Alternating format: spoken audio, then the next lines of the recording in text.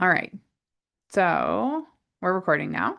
Um, so I'll do myself. I'll pass it on to Kate and then Grace and then parents, if you could just jump in and introduce yourselves, that'd be great.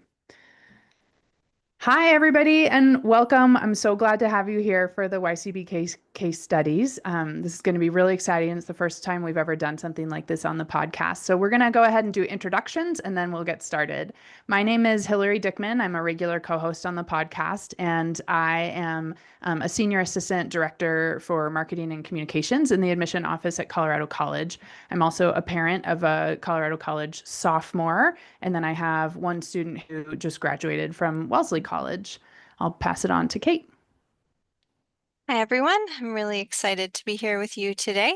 My name is Kate Stricklan. I'm Senior Assistant Director of Application Review at the University of Colorado-Boulder, where I've been for about 4 years. And I recently became the mother of a high schooler. We are in week 2 of our freshman year and are excited for what her career may bring. Amazing. Grace. Thank you. Awesome. Thank you. Hello, everyone. My name is Grace Robertson-Lloyd. I use she, her pronouns. I work for Grinnell College, a small private liberal arts and sciences college based in Grinnell, Iowa, not too far from Colorado. And I am, in fact, based in Denver, Colorado. It's always great to be able to do this sort of event and be able to talk to those that are based in Colorado, but also with the awareness that I work with international students. I do all virtual recruitment infos, tours, etc. that brings students from around the world virtually to Grinnell. And as a selective institution, it's always, I think, really helpful to be able to be a part of these case studies and shed some light on the challenges and the intricacies of the review process, because it is something everybody wonders about. I also, just full disclosure, I'm from New Jersey, went to Grinnell in Iowa, so I'm an alum, now live in Colorado, so I've been all over, happy to answer any questions. And this is starting tomorrow, my 10th year working in the admission office at Grinnell College. So happy to help and answer any questions as appropriate. Thank you. Thanks, Grace. All right, parents, we're excited to hear from you. Who wants to go first? I can jump in. My name is Chris. I'm in Ohio. I have now, I was going to say rising senior, but I guess she is a senior now, which feels so weird because she was born just yesterday. But Yes. I'm basically in the midst of this journey. Started, really looking at colleges a little while ago, trying to get a bit of a head start and making visits when we could during family trips and whatnot. But now we're at the point where things have really started to kick in and starting to have a look at actual applications and all of that. So this will be exciting. Awesome. Thanks, Chris. Who's next? I'll go. Go ahead. Hi, I'm Chris Leonardo. I live in Washington, D.C. I have a senior and a 14-year-old. My senior is in the midst of a college process. He started in earnest over the summer with respect to getting his essays prepared and whatnot, but he's really grinding now as a school year is starting. And I have a 14-year-old who's in the middle of a similar process for boarding school admissions, which is very similar to college admissions as I'm experiencing in real time. And very happy to be here. Awesome. Thank you. I'm Mary. I have 2 kids, one who has graduated college, went to Clarkson and Yukon for her master's. And then I have a son who was on the podcast before. He was the one talking about cybersecurity and RIT. He is now entering his senior year at RIT. And I'm helping one of my nieces with the college admission process as she is a senior in high school. That's awesome. I love that you're still engaged with this process, even though your own kids have moved through it. Yeah. Thanks for being here. Hi, everyone. My name is Nishant. I'm based out of Texas. I have a daughter who is now a rising sophomore at University of Texas, Austin. And I also have a rising sophomore in high school. So he's going to be getting ready in a couple of years. On the volunteering side, I volunteer for Scholar Match, as well as with College Matchlighters. I serve as a college coach for a lot of the students who come through those 2 programs. Amazing. Thank you for giving back that way. That's awesome. And one more, Fawn. Hi, I'm Fawn. I have a rising junior in college. She goes to Harvey Mudd College, and I have a current senior in high school. And I cannot believe how different the process has become just in 3 years. It's actually astounding to me. So I have been listening to the podcast religiously, and I just really appreciate all of the information you have provided us with. It's just been unbelievable. So I'm just so happy to help in any way by being part of today's podcast. Amazing. Thank you so much for those kind words, Fawn. I really appreciate it. Okay, I'm going to go ahead and share my screen so that we can pull up the Cascadia materials. So folks who are listening, hopefully you have already looked at these materials. I think your best bet for listening to this episode or watching the recording is going to be if you've already read through these, so that they're not all brand new to you, because it's a lot to get through, a lot to digest. Let's see. Maybe one of the other college reps, maybe Grace, do you want to sort of introduce how we run a case study and just kind of talk through an introduction?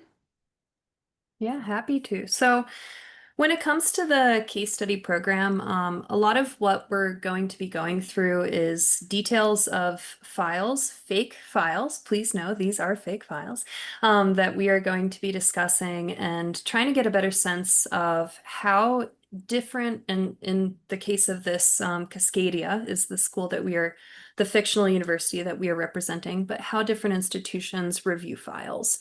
So through this process, we will have a candidate rating form that you are welcome to use to keep track of the different facts and information and pieces that you might want to be aware of as we go through each of our 3 files, Alana, Alan, and Layla. And then also the important thing to remember is that we are representing an institution that has priorities. So the Cascadia College profile is something that we will go over as well. It's really important to be aware of what our institution, this fictional institution, cares about when reviewing applicants. So through the lens of the school of Cascadia, we will then review these applicant files, and then we will have a vote. And my understanding is that this vote will be happening where people can vote in after the fact, right? Or during the actual podcast.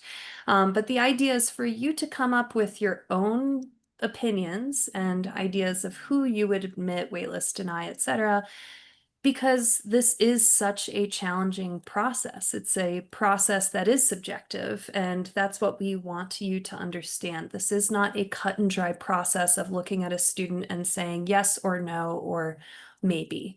This is a much more thoughtful process and human process. We are human beings reviewing these different students who are applying and interested in applying to our institution. So through this case study, that's what we hope you understand by the end of it.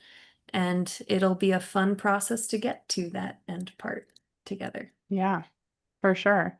Do we think that should we start with the questions to consider, or does it make more sense actually to start with the Cascadia profile? What do you guys think?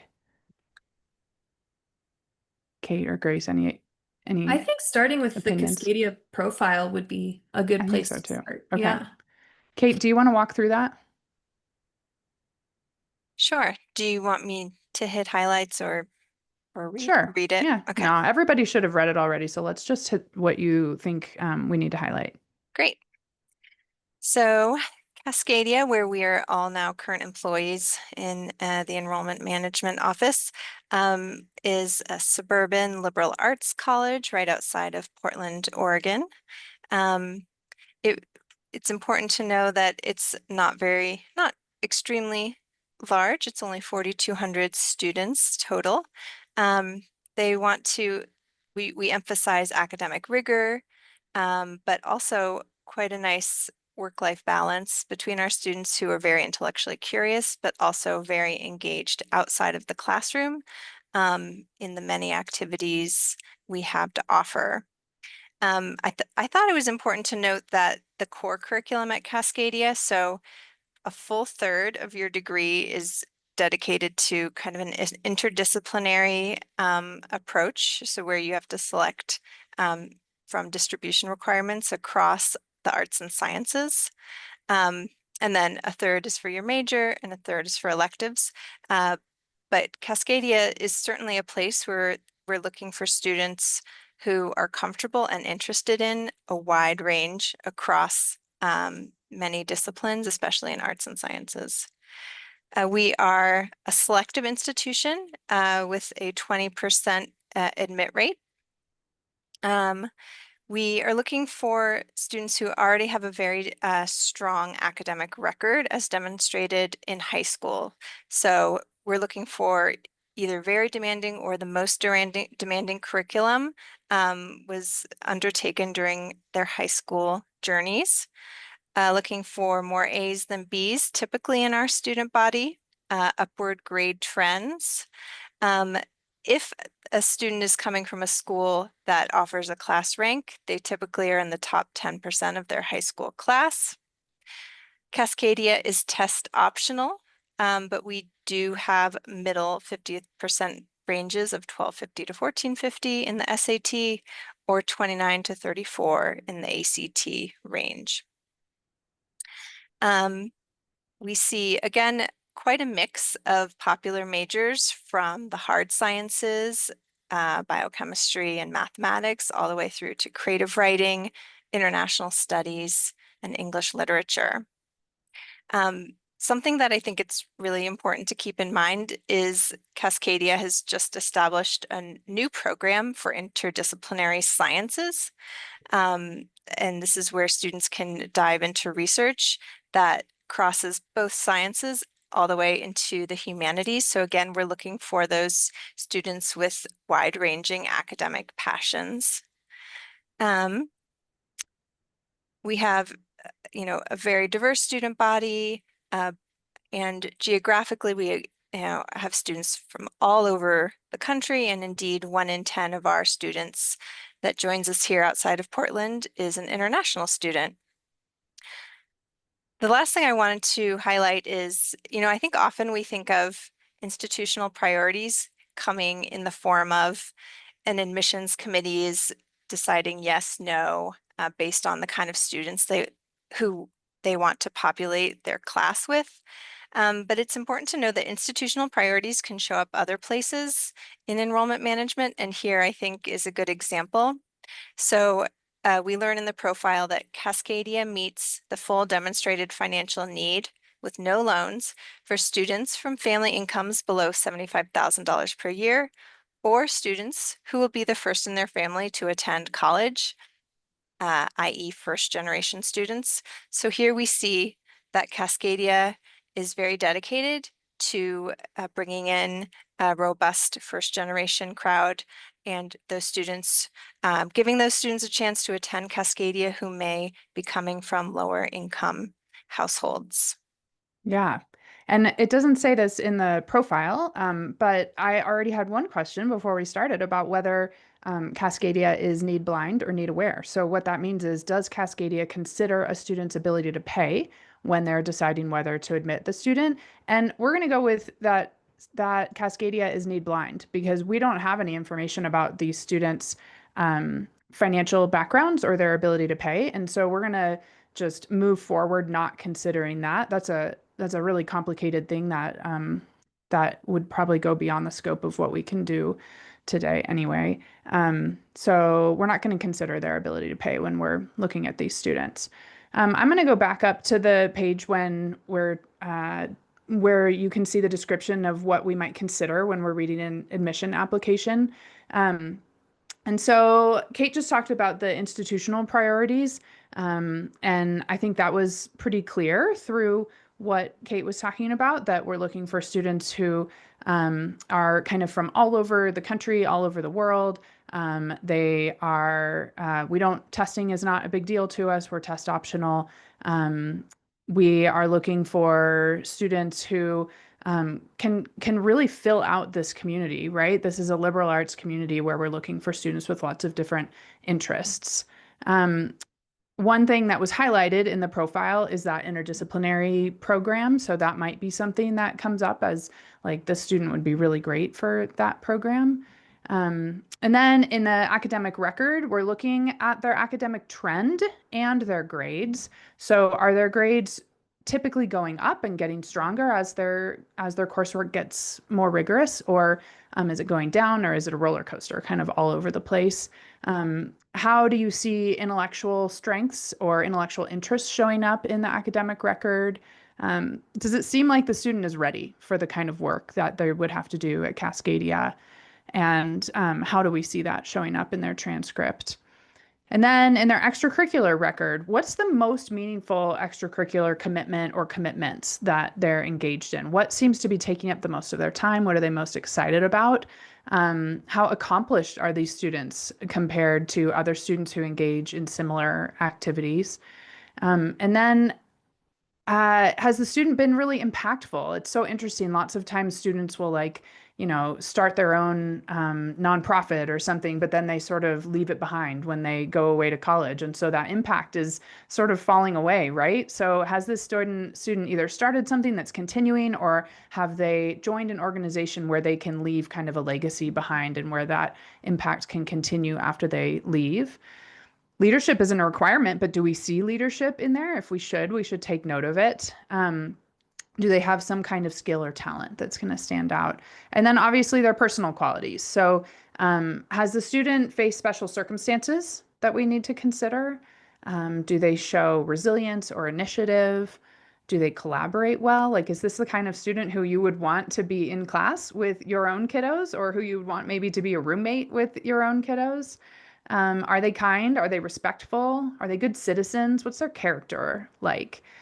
So generally, would we want this student to be on our campus?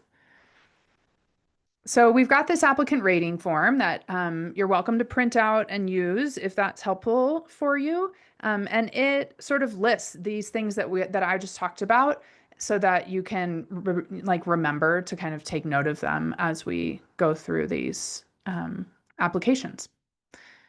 So when I was sort of building this document, I wanted to make sure that on the first page you could see something like what we see when we're actually reading in Slate. So when I get the first page of an application, it's what we call a dashboard.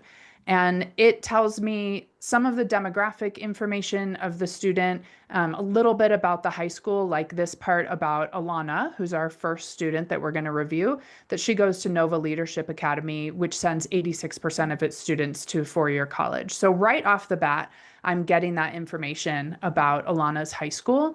And then I also get on my dashboard some information about how she's engaged with us, if she has engaged with us. So has she shown up at a virtual session? Has she shown up at an open house event? If she's registered and attended some events that we have put on, then those are going to be on the first page also. It just helps me to sort of get the context of like, how engaged is she? Who is this student at like a 10,000 foot view? And then we dive into the rest of the application. So let's go, guys. Grace, do you want to take the Nova profile and tell us what we need to know about Nova? Yeah. So one thing that's always, like Hillary talked about, important to know is a little context of the high school that a student is coming from, because there are so many different types of institutions across the United States and the world. And all of these institutions have different options for the courses, how they define rigor, and more. So as we can see from here, Nova Leadership Academy is based in East Harlem. It's a small public charter high school. It's a pretty diverse institution in terms of the ethnicity and the contextual statistics. So there are 76% of students on free or reduced price lunch.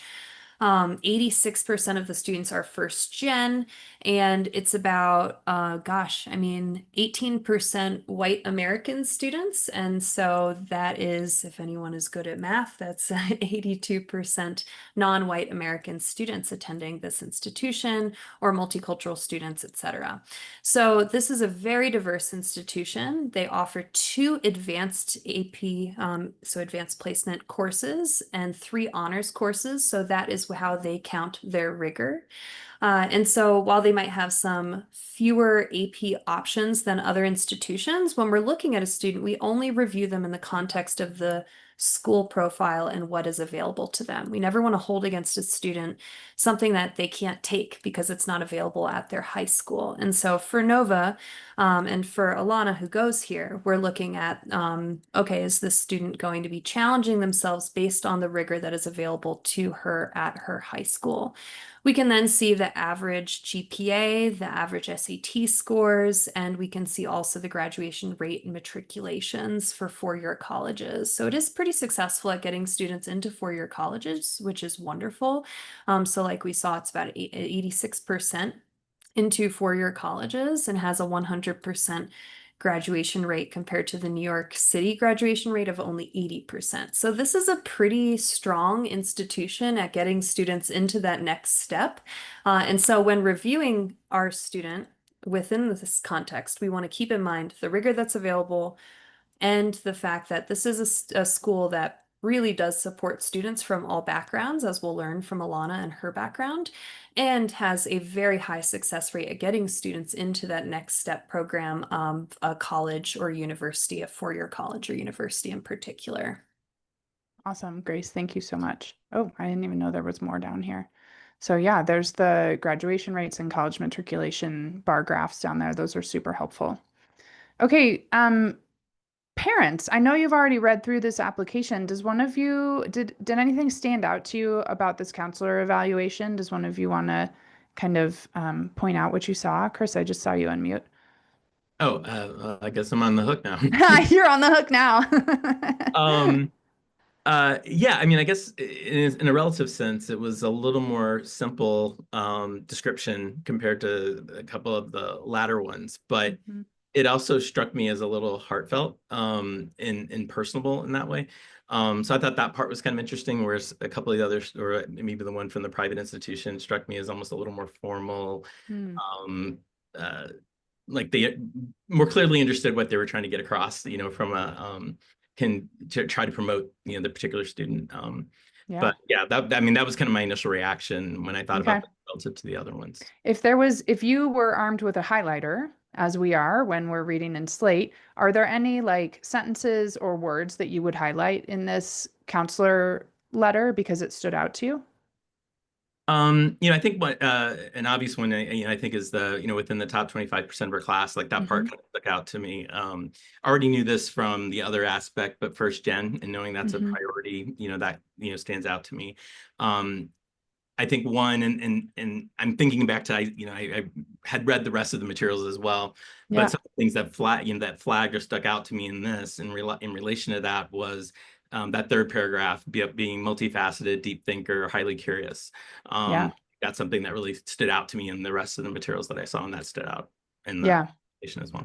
Yeah, it's always fun when you see something like that and then you read through the rest of the application and you find that it's confirmed. So we'll see if that happens for us with Alana, but it's nice when those things kind of help build a good picture of the student for you. All right. May I ask a question? Of course. Is this the way you all usually read an application? This is the order? It depends. Yes, this is the order. Well, at least, I Okay. don't know. Grace and Kate, tell me if it's different for you guys. For us, this is the order that we read at CC, but I'd love to hear how it's different for you guys. I usually get all of the letters of recommendation at the end. So I usually go dashboard, transcript, the Common App, essays, letters of rec. Okay. That's just me. Yeah, and our letters are usually at the end as well. Oh, interesting. Yeah, I've never, it's interesting. Every school does it differently, right? Yeah. But yeah, we usually read the dashboard, then the Common App, the essays, then the transcript, then the profile, then the letters of recommendation. Okay. Our counselor evaluation is in with the school report. So in the school report, we'll include, there's like a piece of the Common App where the counselor can tell you a little bit about the school and the counselor can tell you about the student, like kind of how they fall within the school. And then we see the counselor evaluation and the profile and the transcript, and those are all in one tab together. And then we move on to kind of the rest of the application. So that's a great question because I'm sure every school thinks about it a little bit differently in how they review. Any other questions before we keep going? Thank you. Yeah. Okay.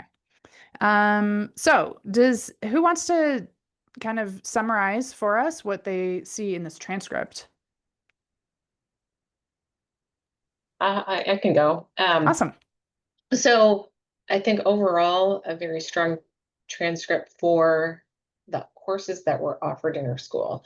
So Mhm. she took both of the highest AP classes, the only two that were offered, along with the English honors classes as well. So she took almost the highest level of the high level classes that they had.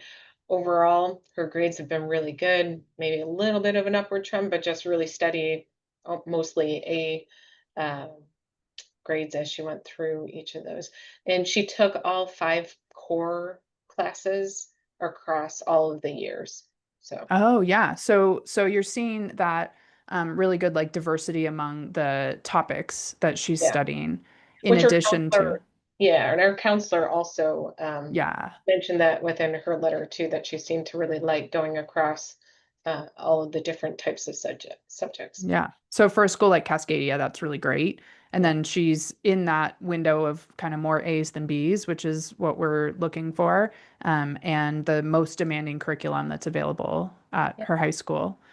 Um, does it seem like, I don't know, I would love to hear from Grace and Kate. Do you guys, when there's a GPA presented on the transcript, do your eyes skim over that? Do they lock on it? Do you care? Does it matter? Or are you thinking more in terms of like what you're seeing on the transcript rather than the GPA?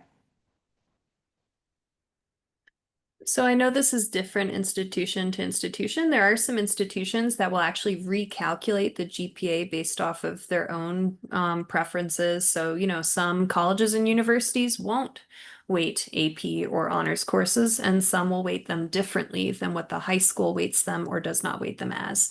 For my institution, I just glance over that GPA because for us, it's more important to see the grades themselves and the classes that they are in rather than the GPA because it can be so subjective based on how the school defines rigor, how the school weights or unweights, how much weight they give when they do weight a certain course. And also, we are a very international campus. And so we have so many students applying from across the world that use these different schools will use very different grading scales. And so to try to keep it fair, we really focus on the grades themselves and the classes that they are in rather than highlighting or just looking at the GPA.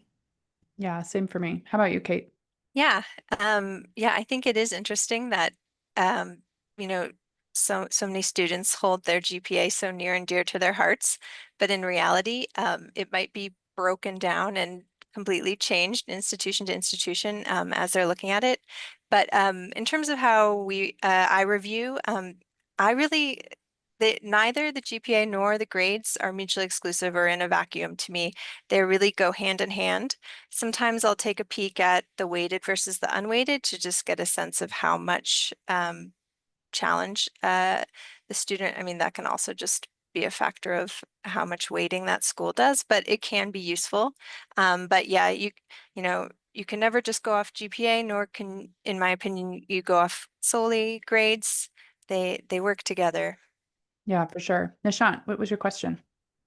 So I guess in this kind of a situation, right, where the raw scores are not provided, like the how do you all kind of make that determination, like whether A means like it's 90 or does it Hmm. go? That's a great question. We get transcripts that are on a 100-point scale, so I'll see numbers instead of grades, and then I also have ones that are grades. And um,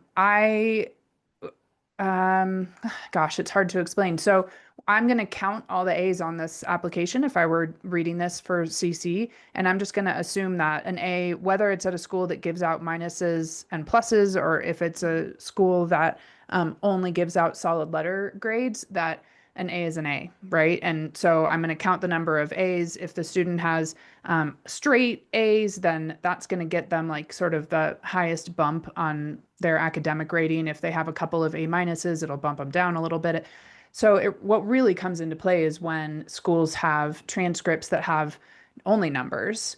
And at some schools, like a 90% is considered a B. It's not considered an A. And so then I have to like recalculate in my brain how many A's and B's the student has so that I can enter the right like grade for that percentage number or that score for them. There are a lot of schools that I work with in Maine where you can go all the way up to a 92% and that's still considered a B. You don't get an A until you get to a 93. How about you guys, Kate and Grace? Do you have anything else to say about how you would look at that? Yeah, a lot of it is trust in how the school is reporting their grades. And like Hillary said, there's all different grading scales. So I will say that we will also sometimes see a school that says, actually, an A minus is an 86 to a 92. If that's what the school reports, then we will follow that grading scale because we trust that there's a reason that they're saying that.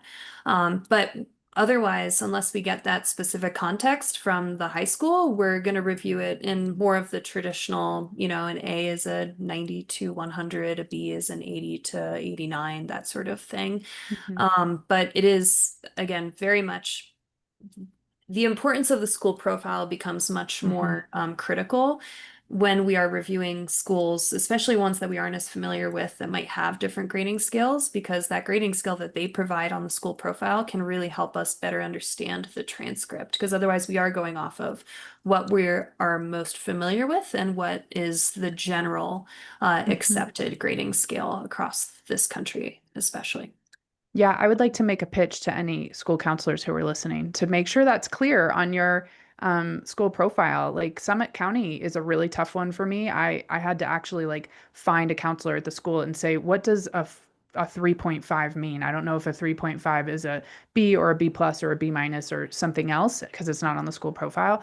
And you don't want your admission readers to have to go chasing down that information because not everyone will. So you want to make it really obvious. And parents, if you look at your kiddo's school profile and it's not clear to you and they have a strange grading system, it's not clear to you how that translates, that's, I think, a worthwhile conversation to have. Just ask how are you sort of providing this information to counselors so that they can understand how to translate this grading scale. Kate, I saw you unmute. Just quickly, this can also be a big factor at the lower end of the grades. Some high schools will say 70 and below is failing versus, typically 60. And so, we know to look out for those instances. And again, just like Hillary was saying, factor that into our assessment of what we feel the grades are. Can I Fun. ask a question? Yeah. So some schools do a year grade and others do a semester. So do you guys ever average the grades from semester to year grade? Because as a parent, I'm thinking some kids may be disadvantaged by having the semester 1 and semester 2 grade because if they got an A and a B plus, potentially their year grade would turn out to be an A. And so then they would have less B's counted against them. Does that ever factor into your? Yeah, we read whatever's on the transcript. And so, yeah, we get see. students who, I was reading today, a student who is on a trimester system.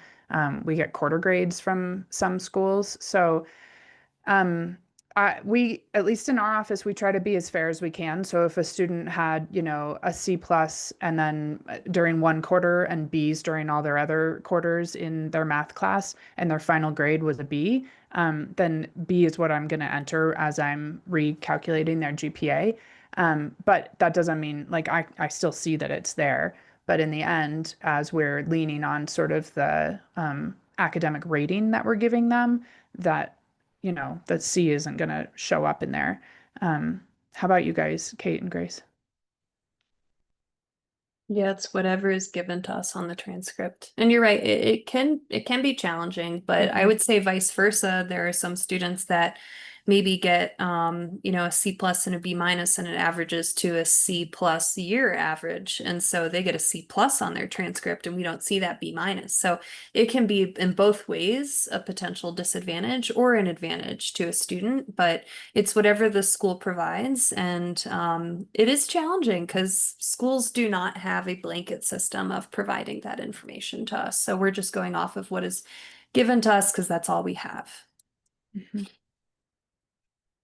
All right, we'll keep going. Thank So yeah, for sure. So Alana I think has one more question, if yeah. actually I could, and on the same Go point, for it, and Chris. it's maybe just another nuance of it, but the record that we're looking at has A minus, A plus scoring system, but like the school that we'll get to later just has A, B, C, D. And you mentioned like in a rubric, you might have, well, someone had A's and then someone else had A minuses, they might adjust the score.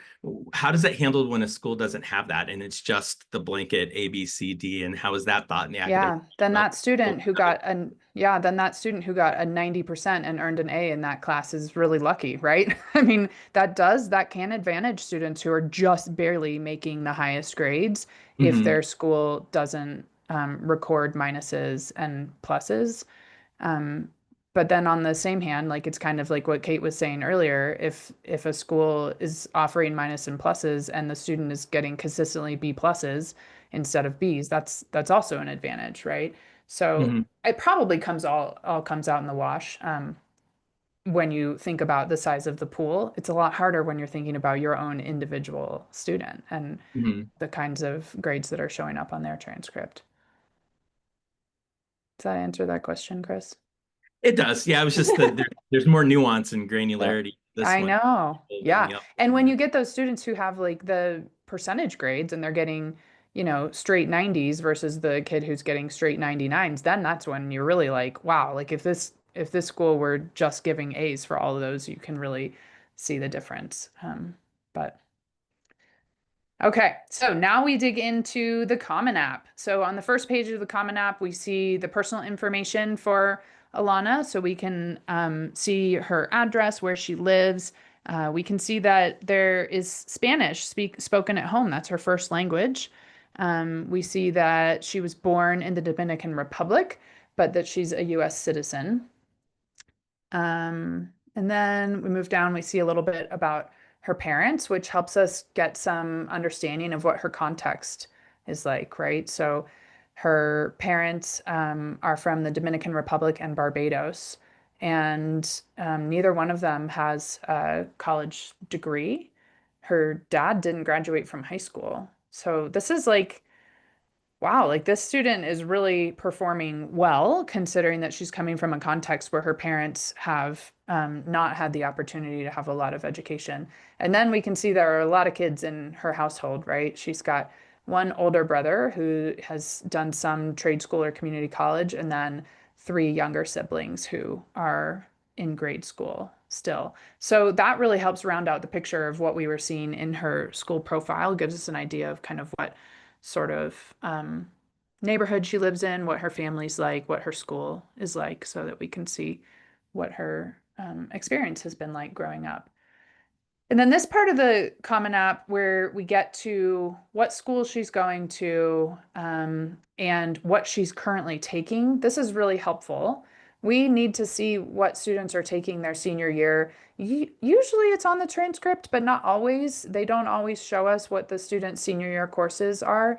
And so being able to see that here and see that this student still has her foot on the gas, as my dean of admission would say. She's still taking really tough classes, which is great. That's what we're looking for from students. We don't want them to kind of just chill out their senior year, right? So that's a helpful thing to see there. Any questions as we keep moving? Can I ask a question? This is very Sure, of nuanced, but course. since Spanish was her very first Yeah. language and she's taking AP Spanish as her language, does Yeah. that come into play at all in your assessment? That's such an interesting question, and it's a question we get a lot from parents in case studies. So Grace, you want to talk about how you think of that? Yeah, I mean, personally, I think of it in the same way as an English speaker takes an AP English class. I think it's really, really impressive. And there's no real difference between it being your native language or not, because you're going to the extra mile of an advanced placement course in a language. So whether or not it's your first language, second language, or a third or fourth language, it's a really impressive thing just to be challenging yourself in that way because it is different than just, speaking the language at home. It's very different when you dive into the intricacies of any language. So that's how I would review it. I'm not sure if Kate or Hillary have a different opinion, but that's how I view it. Yeah. Well, and I would note too, sorry, that the only language that was offered other than English at her school was Spanish. Yes. Oh, good catch, Mary. Yeah, Yeah. exactly. So she had So no choice. yeah, I I totally agree with everything Grace said. I think if Alana was at a really well-resourced school where there was a multitude of languages that she could have started in ninth grade, um, maybe ideally she would have branched out and taken a new language. But exactly to your point, this was, this is all about school context. This is what was available, and Alana saw it through and took her Spanish to the highest level possible. So I think it's impressive. Mhm. And I think along the lines of what Grace was saying, I often see students who are native Spanish speakers and or heritage speakers and are not doing that great in their Spanish classes. I think because you just like when you're taking English grammar as a, English speaker, you don't always figure out how to diagram sentences and reading Shakespeare isn't always easy. And it's the same thing when you're reading Spanish literature or trying to, get the subjunctive right in Spanish and moving from kind of colloquial Spanish into the academy Spanish, as my Spanish teacher would have said in high school. So yeah, I think there's still a challenge there, and we do see quite a few heritage speakers who are taking their language in high school, and we see a lot who branch out too. Thank you for that. It was a personal question because we speak Olelo Hawaii at home and my son is Um, taking it. And what's great is he says to me, "You're doing it all wrong, Mom. You yes. are you need to take the class." Yeah. Well, and for a language like that we're trying to protect, right? That's disappearing. That's super impressive. We want to see students diving into that so that we can keep those languages around. So that's great. I'm really glad that he's taking it. All right, and then we see AP testing. I tend to just like scroll right through this section, but it is impressive that the student got a 5 on their Spanish language AP, and I think a 3 on the English lang AP is fine. That's a hard test.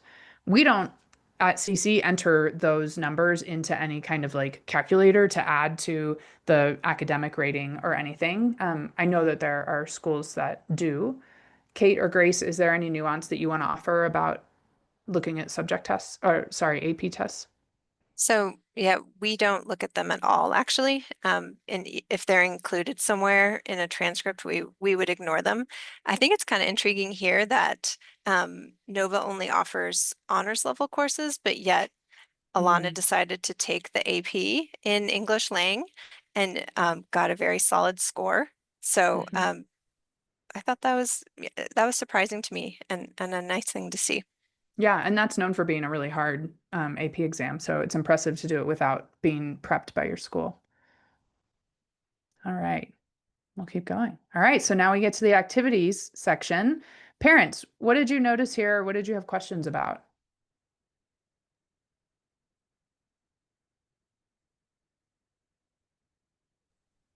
I'll go. She has a lot of family responsibilities. So her parents both work. She has to go and pick the kids up. Her siblings up at school sometimes, and yet she was still able to do things after school, like be on the volleyball team, start a club based on interest from what she had in school. I think overall, a lot of go-getter within her, having jobs too in the summer during the breaks. So a lot of balancing, it seems like, that she has to do. Yeah, for sure. Anything else that anyone noticed? And she contributes to financially to the family. That Mm, was really yeah, impressive to me. yeah. So she was working at Shop and Go, and now she's working at Sunrise Daycare. During the summer, she's working a full 40 hours a week. Well, I assume that's during the summer. It says, yeah, break and 15 weeks a year, maybe some over winter break also, working at the nursery. And I'll So, add, yeah. she got promoted too at work from Oh, yeah. here to the advanced crew, so showing some leadership as she goes through there. Yeah. Yeah, it's great. Um, so I noticed, because this is a question that I get a lot, that um I'm using air quotes for anyone who's just listening, not looking, only has enough activities on this list to fill up one page, right? So there's 1, 2, 3, 4, 5 things listed. These things that she's doing are all really time consuming things. I would not expect her to be filling up a full page. I also wouldn't expect her to be doing short term things like going to some leadership conference in Washington, D.C., or some like pre college program or something. Like, she has a lot of responsibilities at home. And so the things that she is doing, the ways that she's engaging, are to me quite impressive. And I don't need 2 pages full of activities to know that she is busy and engaged, and showing some leadership abilities with co-founding the ceramics club, and at work, being the libero on her volleyball team. So these are all things that I look at and I think, wow, she's really putting in a lot of hard work outside of school.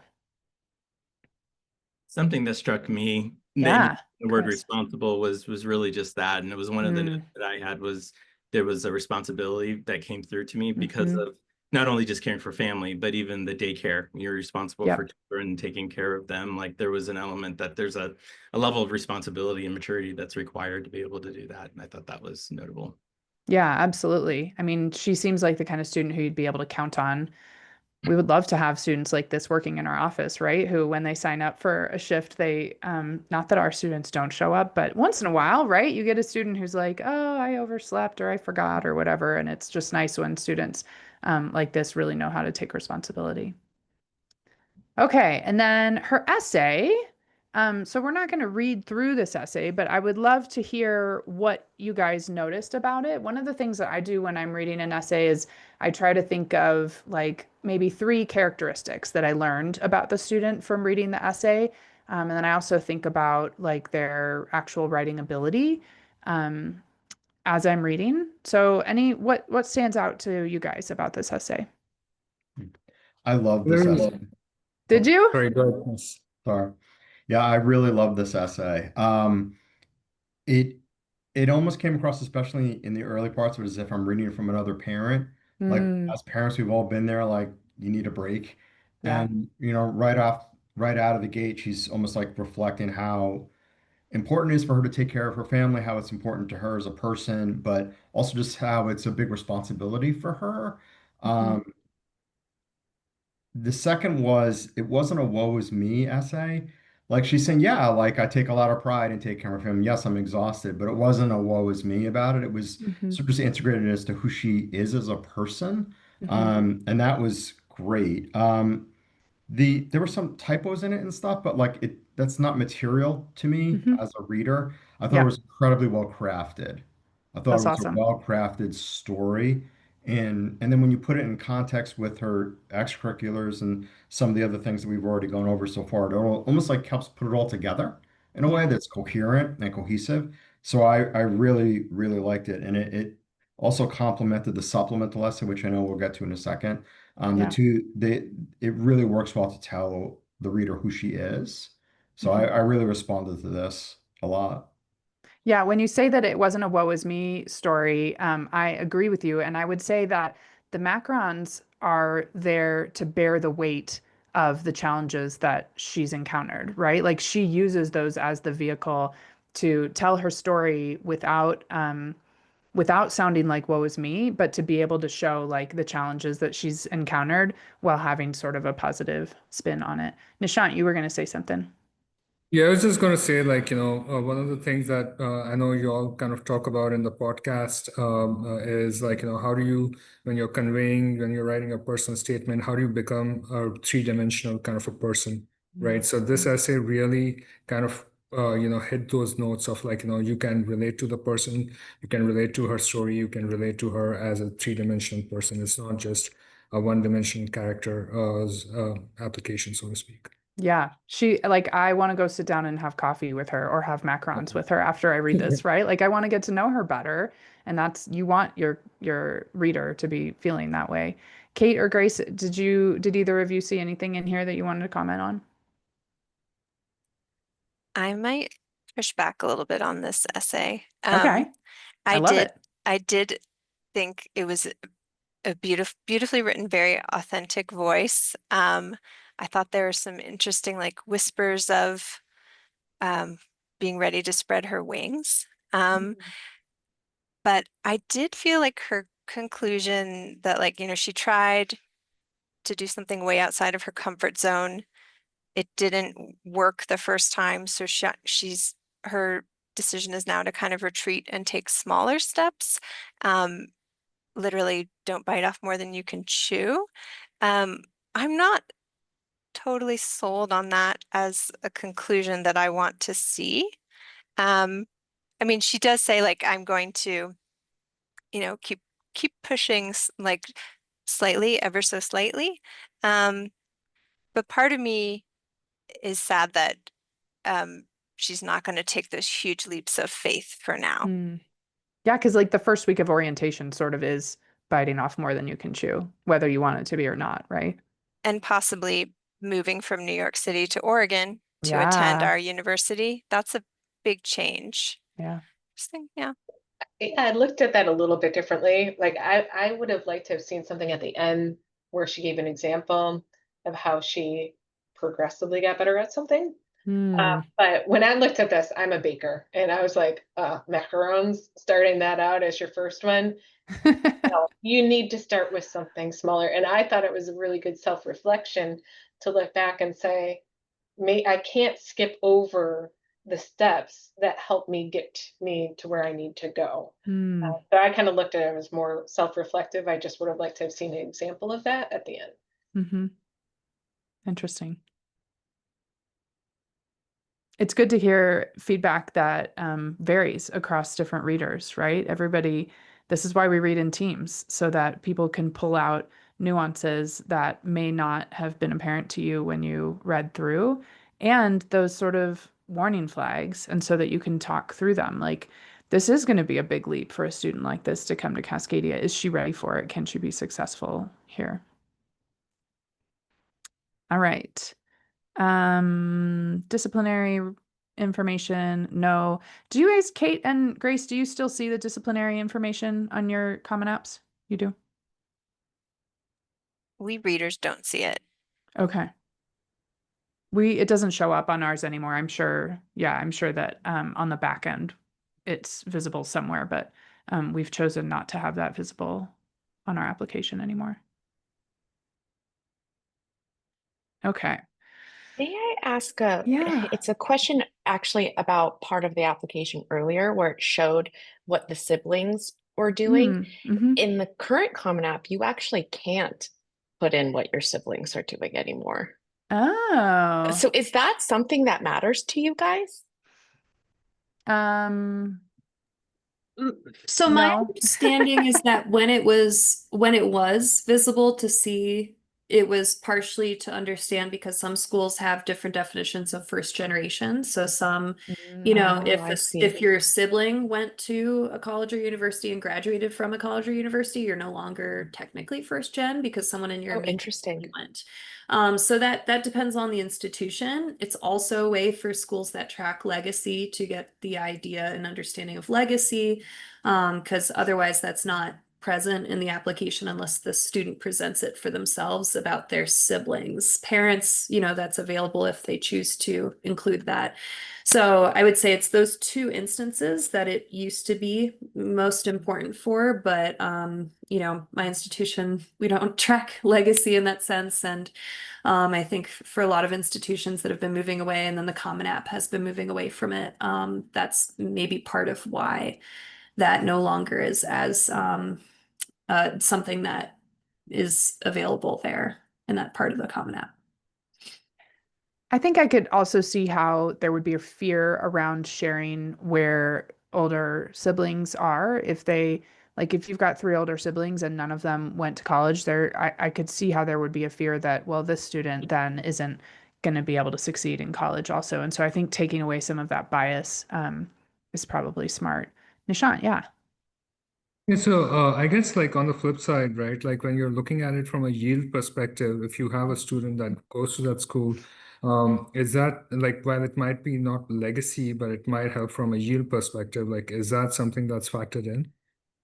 So we do ask that question on the CC in the CC specific Common App questions, because we see that a lot of students who have siblings who go here also are likely to enroll here and do well and graduate. And so that is not a huge factor, but it is something that we're thinking about as we're reading in our process.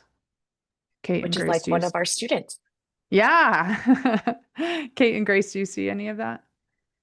We ask whether there's another sibling that's applying in the same year, so like a twin situation, just so we're aware of that. And it always adds a little additional context. It's not so just having a sibling at any point in their college career at our institution is not a formal question, but if a student mentions it, it always adds a little bit of context. But yeah, I feel like it's not legacy, but it gets for me like uncomfortably close to legacy, and Yeah.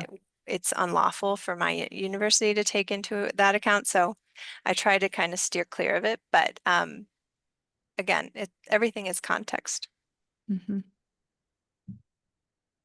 Thank All you. right. We'll keep going. So let's move on to the supplement. So the supplement question is specifically about being at a liberal arts college. How do you think that studying at a liberal arts college will benefit you? And what did you guys see in here that stood out to you?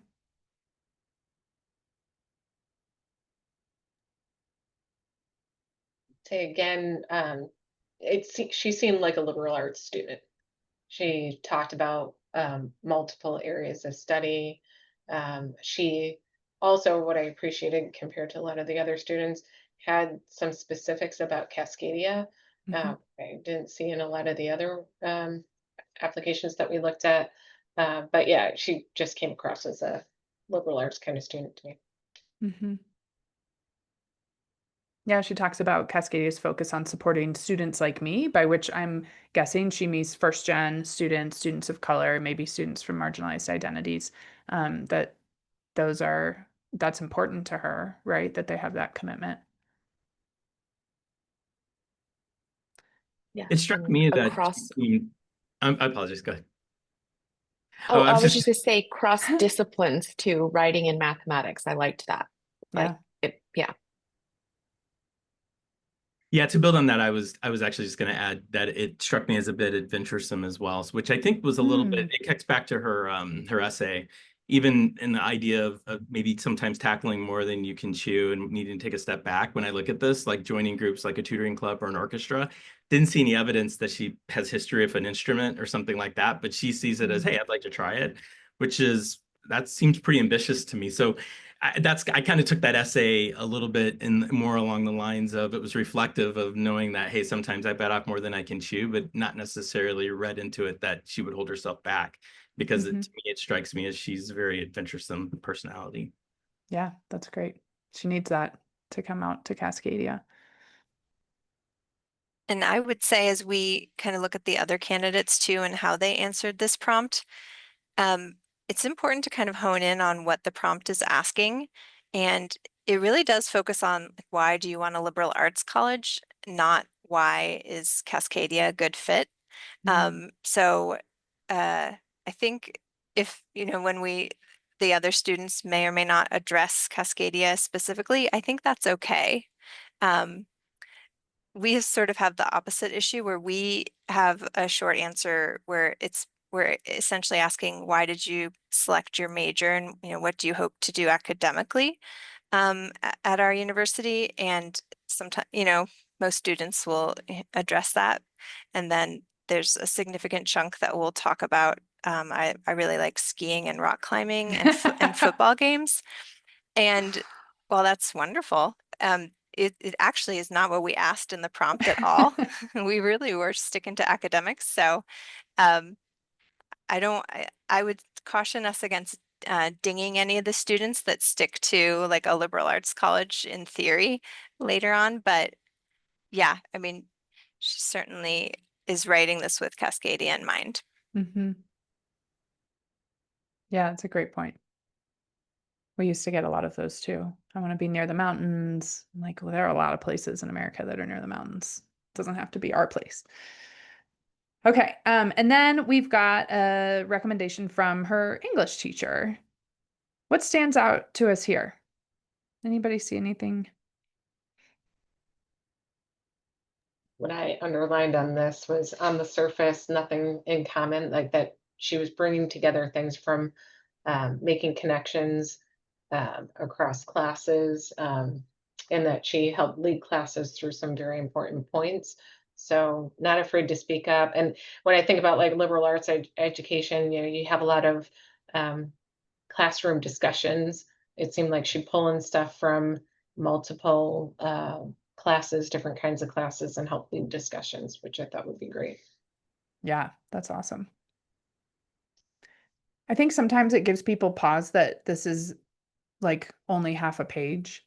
When you first look at it, you're like, oh, did she not have enough to say, or did she not have anything good to say? And I just want to say out loud that it doesn't matter, right? Like that we're looking for a few things that a teacher can pull out and say about a student, and they don't have to go on for a page to do a great job of giving us some insight into what a student is like in the classroom. All right, go to the next one. So this is a science teacher recommendation. What do we see here?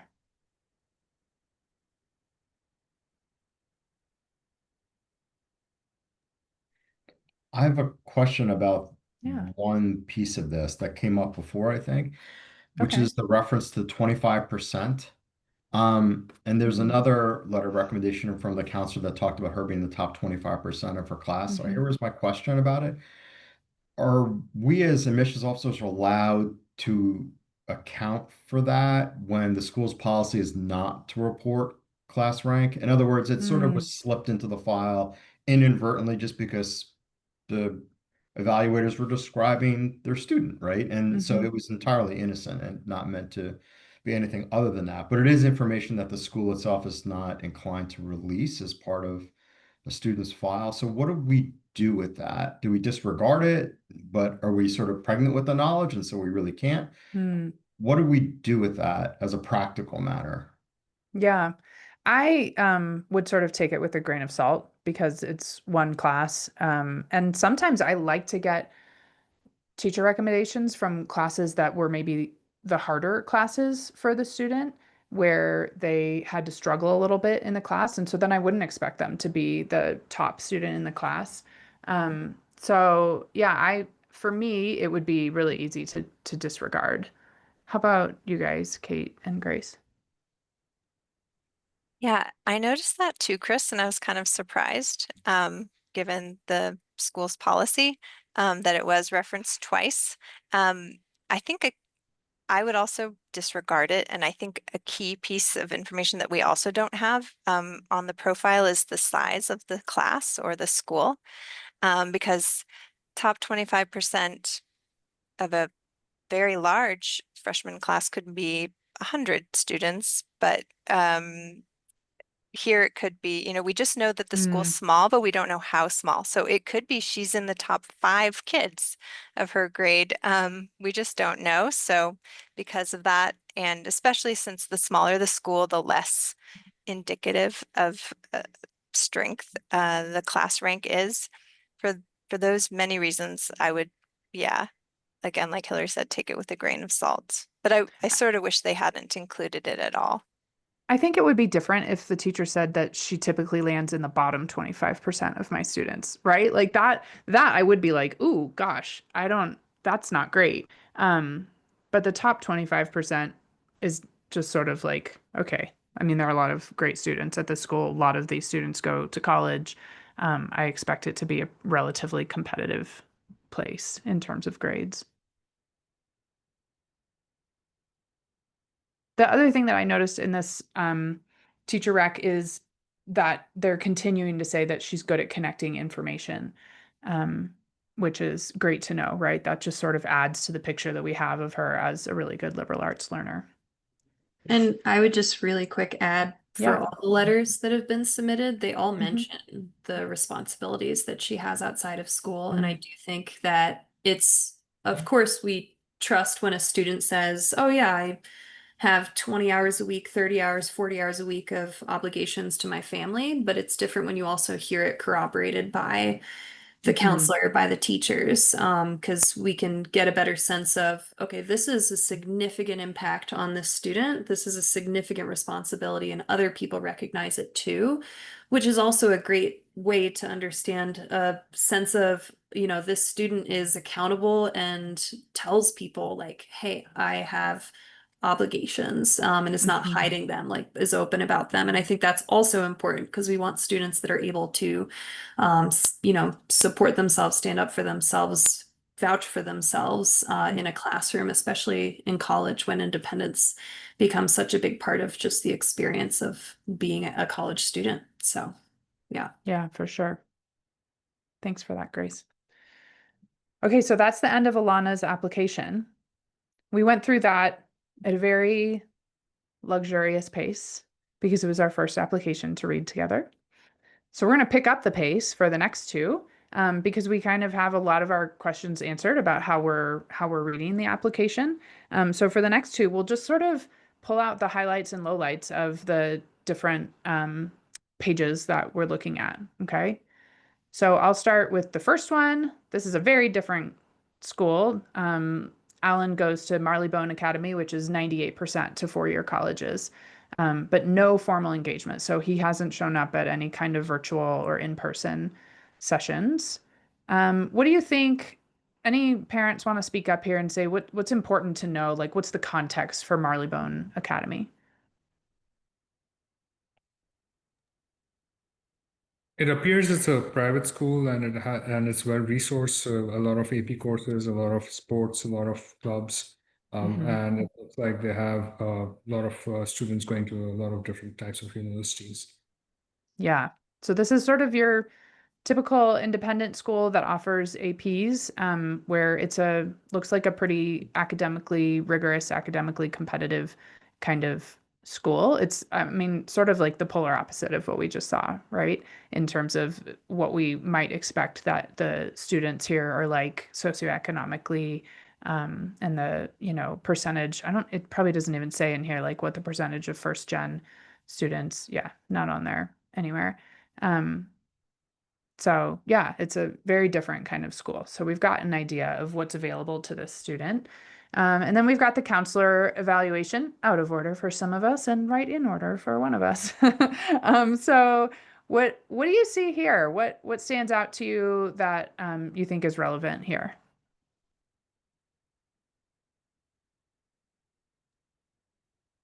That he got a scholarship. Yeah. That was interesting. Mm-hmm. Yeah, and it said on the profile 25% of their students are awarded scholarships. Yeah, went out of the way to kind of speak to somewhat softer start, suggesting that the transition was a bit of a challenge, but picking up speed, as the student was going along and improving. Yeah, so that like gives us a little heads up about what maybe we're going to see on the transcript before we get there. The, the one thing I was maybe confused about with respect to one of these evaluations was Mhm. I think the evaluator talked about or recommended him to, you he would be a great, math student in college, like, he's going to want to study math. But the students didn't seem to want to study math or pursue math as a major. They're going to pursue public policy or Hmm. something to do with public policy and data. So that was odd to me that there would be Yeah. a letter of recommendation from someone that presumably knows the student and wants to write a recommendation on their behalf, but then misses the student's objective in going to college. So there was that struck me as odd. Yeah, that can be a little something that we trip over sometimes when we're reading, but I try to put it in the context of like how my own kids interact with their teachers and their counselor, and that they my kids didn't really ever get a chance to really deeply know their teachers and counselors even when they were having recs written for them. And so like for my daughter who studied architecture in college, well, in high school she made a documentary film, and so there were a lot of people who just sort of made the assumption that she wanted to go to film school without ever really asking her.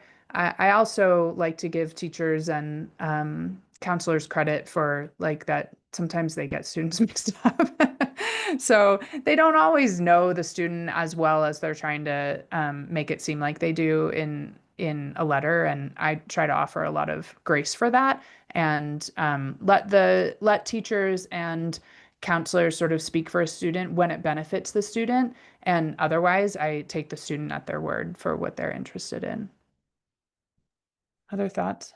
Something that I super appreciate about this rec is they're giving us kind of a typical load and some Mm, typical stats. So we learned that the school has 25 APs, but then you think, okay, is a typical load 3, 10, mhm, 15, 18?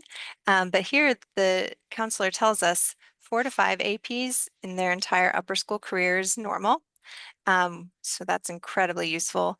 And they share the nugget that taking AP Calc BC and AP Stat concurrently is very rare for their students. So that helps us understand just what a standout Alan may be as we continue through the mhm. application. Yeah, and I thought that line about not giving additional weight to AP courses was helpful also. If we were going by their GPA, you would want to know that, right? Yeah, Nishant.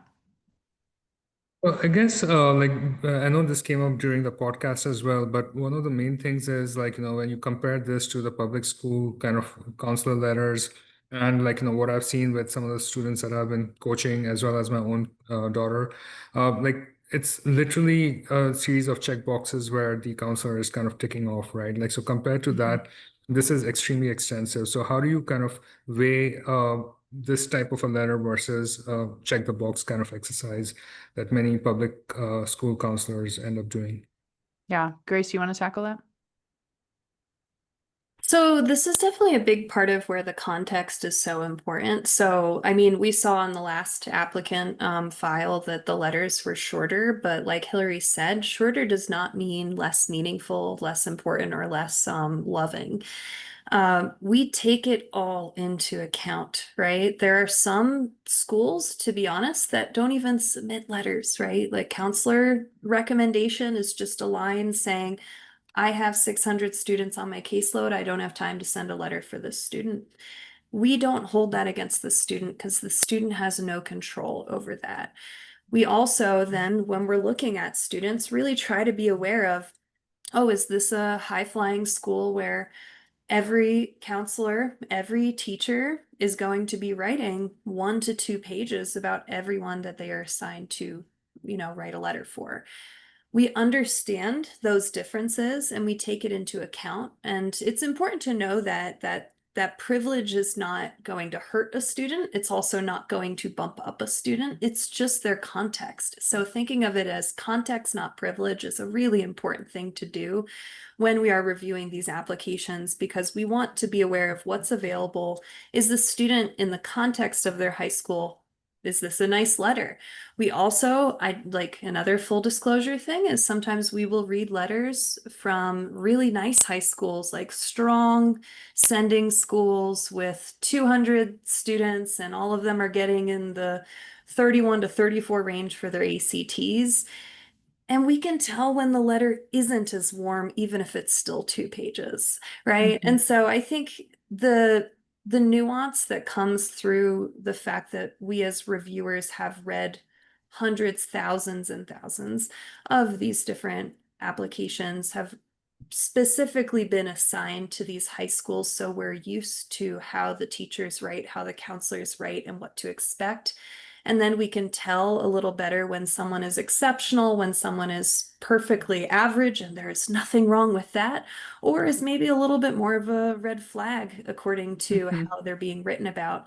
All of that comes through by experience. And so it's tough in the instance of a case study because, you have the three of us who are, sharing our expertise. We're understanding of this context. And it's, I think, another reason that the case study hopefully is helpful, and hopefully you can understand that you can trust us as the reviewers because we are taking this context into account with every single file that we read, every single student from all the different schools that we've read applications from again and again, multiple times before in the past. So it does vary. It's all about context. That's why we get assigned a specific territory and we stick to it. Mhm. And that's why I love reading in school groups when I can. It's not always possible because it depends on when the transcripts are coming in. But I try as much as I can when I know that I'm going to have a school that's going to send 12 applications. I sort of hoard those applications in my slate queue so that I can wait until all 12 of them are there and read them all at once because I want to be able to like put on my, Yarmouth High School in Yarmouth, Maine goggles and just be reading through that lens when I'm reading Yarmouth High School students so that it's just so much easier that way to kind of to be looking at sort of similar ways of writing about a student, similar opportunities for activities, all of that can be really helpful when you're reading by school group. Thank you. Yeah. Okay. So this is a positive letter, I would say, all the way around.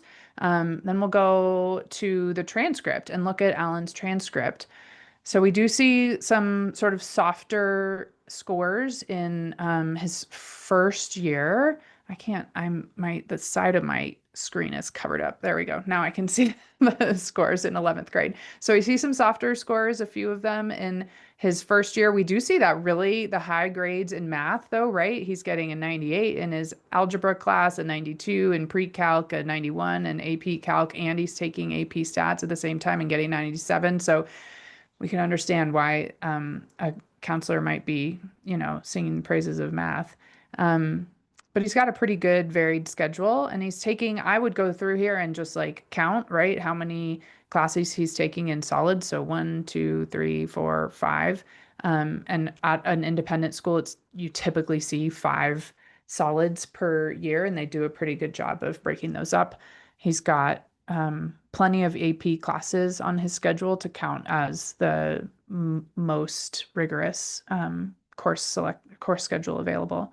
There Is were there a couple anything? Yeah. I didn't love about his transcript. Yeah. What? Tell me. One, I know that it wasn't required by school to take lab science after 10th grade, but he stopped science after 10th grade. Mm-hmm. And then he seemed to let his foot off the gas a little bit in 12th grade, and he has a study hall. So he Mm. could have taken a science during that study hall. He didn't have one in 11th grade. To me, it just looked like it fell off a little bit in 12th grade. Yeah, I would agree. It looks like the rigor is a little bit less in his 12th grade year. I also would want to go back to the profile and like really understand what the senior research symposium is. At some schools, that is a really time-consuming kind of course where a student is doing a bunch of self-directed research and there's a project that goes along with it. And so sometimes that can be a reason why a student might sort of take their foot off the gas or look like they're taking the foot off the gas senior year because they're doing some other thing that's super time-consuming. And I can't remember if we read about that somewhere in his application so far, but that's a thing where I would be like scrolling back to see what do I need to know about the senior research symposium fun. Yeah. So I apologize. I Yeah. kind of want to go back to our college profile, but I love what Mary brought up because I don't see physics as a class he's taken. Is Mm. that a big deal for us? It wouldn't be a big deal for me as somebody who's reading for a liberal arts college because he's got other sciences on there. I don't necessarily need physics. Other schools are going to have a different answer. Grace, yeah. Well, I was actually gonna say something else, but just for reference on a lot of institutions, any multivariable calculus, linear calculus, or linear algebra, excuse me, et cetera, are counted as post AP classes. They are Hmm. beyond AP. So even though it looks like, yes, in terms of APs, he stepped off the gas a little bit, his love for math is coming through with this post AP, very intense course that he's taking. Hmm. And so I would definitely highlight that. To the science piece, it does vary institution to institution. Many institutions will want to see 3 to 4 years of a lab science on the schedule, regardless of if they're liberal arts and sciences college or not. Health and guidance does achieve that, but you're right. I mean, for some schools, maybe computer programming would or would not count. They might be expecting AP physics because it's available, AP biology or something like that. They might be a little concerned about that. Just sort of how the student is going through their schedule, but the clear love for the student seems to be French and math, as Hmm. far as I'm seeing, and taking advanced courses even beyond the AP level in both of those disciplines is an impressive thing to see. Yeah, for sure. And sometimes, like, we know that the student now has multivariable calculus, which they can use in a calc-based physics class if they do decide to take physics when they get to college, right? So they have the foundation that they need for going further in science if they need to or have to, depending on what they choose for their major. The intro to computer programming is interesting to me. Those, I think, computer science classes in high school can be all over the map. And so that's one place where, like, if your student is taking a really genuinely rigorous computer science class of some kind in high school, and it's not described well on the transcript or in the profile, and it's not an AP class, that can be a good place where you might want to make a note on the additional information section if it's genuinely a super rigorous comp sci type class. Okay. So, like, to me, I look at this and I think the student is capable of doing the work at my school. They've challenged themselves in some areas more than others. Certainly, math, they've really challenged themselves, and we can see a real, like, um, yeah, passion, my least favorite word for math here. Okay. And then we get into the Common App. So we see that he's living in Baltimore. English is his language. Born and raised Baltimore. He's lived there, looks like his whole life, pretty much. We've got mom and dad here on the next page, and he lives with both of them. And both of them have college degrees. Dad has a law degree. So these are all helpful things to know. He's got twin brothers who are 12 years old. And then we've got some information about his schedule this year, which we have already seen on his transcript, and then says that maybe he wants to do something with data analysis for a career. Great. He submitted his ACT score, so he's got a 31 ACT. I don't remember, did we have I'm gonna scroll. This is gonna be annoying to watch, but do we have an ACT range on our profile? Or we just Yes. said, oh yeah, we do. So 29 to 34. And Mhm. where was he sitting? A 31? Is that right? Yeah. Yes, So, and our high school shows what the average score was as well. oh yeah. Let's see. Do I need to keep scrolling? Tell me if you see it, what it was. Oh, there it is. So their average composite is a 28.5. So he's outperforming his peers, right, on his ACT. So great. That's good. That's what we're looking for is the context. Something that jumped Yeah. out at me, just kind of intriguing, like not a negative at all, but for his clear love of math and how much he's excelled, Hmm. he actually did better on English, Yeah. the English subject test than math. Yeah. even after taking the test twice. Mhm. Which I was like, oh, I mean, I think that could maybe lean towards like good liberal arts fit still. Mhm. But I was surprised. Yeah, that's pretty fascinating. And then we've got some AP exams there. All right, and then we get into his activities. So what stood out to you guys on the activities?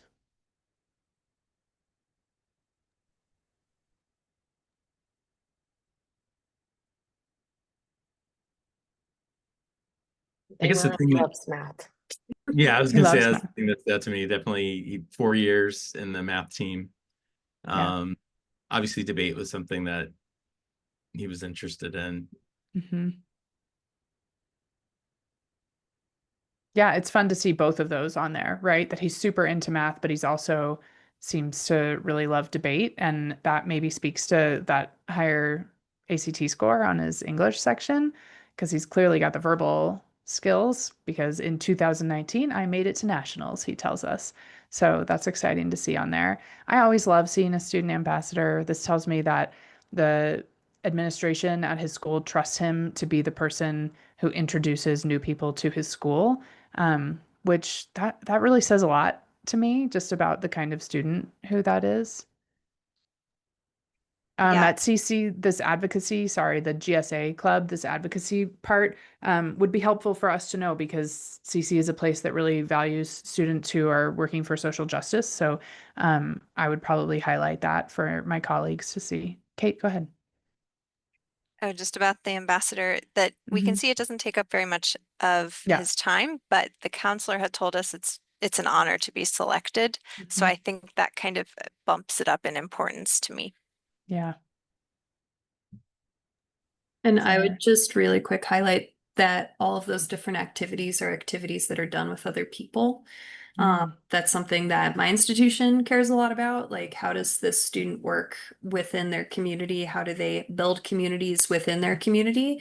And the fact that none of these are solo activities, but all of them are either about working with other people or supporting other people. That is a really impactful, beautiful thing to see on a file. Mhm.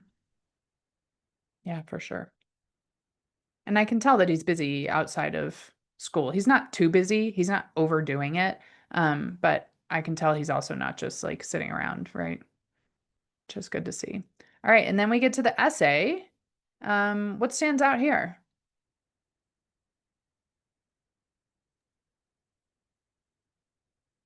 I thought it seemed like he had a clear idea of what he feels he wants to do.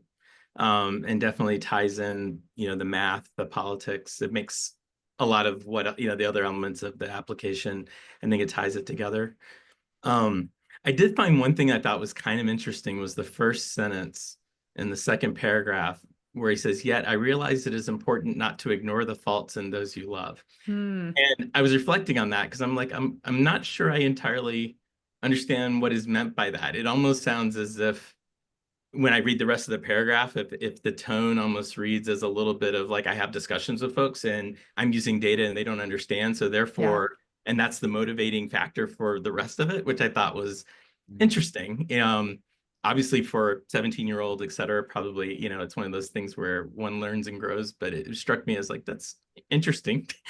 Yeah, that was the first thing that I thought of when I read this essay. Also, Chris, I remember thinking, ooh, is this student going to be the one who's like, I mean, I think he says in here somewhere, like, I don't think I'm always right, but does he really not always think that he's right? Like, I kind of got that feeling from it too. And is this going to be the kind of student who will listen to others in his class, or is he going to speak over others? And so I had a little, like, I wanted to kind of keep learning about him after I read this, because I could see obviously has the passion for politics and data and the way that those things come together. And that's awesome. And also, is he going to be the kind of student who's going to, um, add to the conversation on campus, or is he going to sort of overwhelm the conversation? So, Hillary, Yeah. compared to the previous student that we looked at, like this is where I felt like, the person wasn't coming across as a three-dimensional person, right? Like it was Mm-hmm. mostly about what he was interested in and, Mm-hmm. how he kind of approached things on a day-to-day basis, but that three-dimensional character wasn't really built out in this particular essay. Yeah. Yeah, it was definitely a much more focused essay and more, I don't know, had a sort of a stronger voice in some ways and very much in one kind of narrow area. One thing just to note also, I mean, while it does touch on statistics, but I think it's interesting that it's not about math. And we have been talking about math, right? Throughout this whole application. So it kind of adds a different dimension to the file. And one thing that when we're reading files, I always like to find is a through line, like the story, the thread that connects everything. So we're seeing that it's not math to the exclusion of only mathematician style math, but actually statistics, data analytics, politics, etc. And that's kind of a fascinating different dimension to the file that we haven't seen through the other more static pieces like the transcript. Yeah, for sure. All right. No disciplinary misconduct. And then we get to his supplemental essay.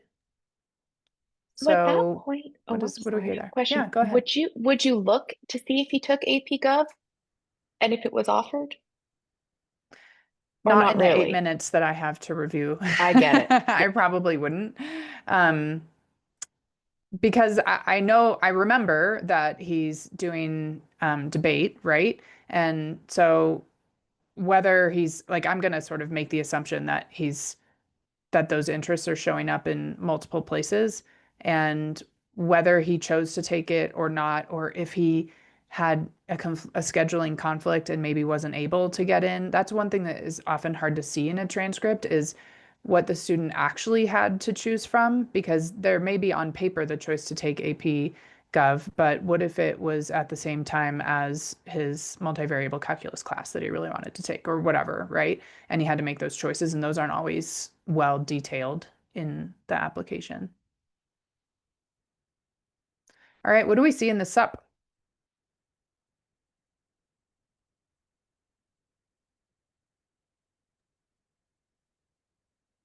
I thought to an extent, Hillary, further to what you said before, because you wanted to read a bit more and learn more about him, he seems a bit more open to other people's views, at least in the supplement, than perhaps he came across, maybe even inadvertently in his personal statement. Yeah. The line about recognizing that the presence of an alternate viewpoint is often what makes my argument stronger. Like Yeah. he has to hear other people's viewpoints in order to make the strongest argument. I don't know, again, with this one, I keep going back to, it doesn't seem like he was committed to going across disciplines. He talks about doing an art class. He didn't take one that I remember in high school when he had space to do it. I don't know, like to me, it's words on a page, and Yeah. I didn't see it through his application. Yeah, it's always so hard to know. Is a student saying this because they really believe it, or are they saying it because they think that they have to, but not seeing it through the rest of the application, I guess, can tip you off that way. Yeah, fun. The other thing is, how does it land to you when he says his Spanish is muy malo, but I know that continuing education in language and culture will help me learn, how to effectively communicating with stakeholders in the minority group that's becoming American majority. Like, to me, that doesn't show academic curiosity. It's more of a A means to an end. goal-oriented. But is that a good thing or a bad thing in this kind of context? I don't. Yeah, it a little bit rubs me the wrong way also, I think. But what do you guys think? Yeah, he took French too. He could have just as easily talked about how he wants to continue learning about French, but instead went that way. That's weird.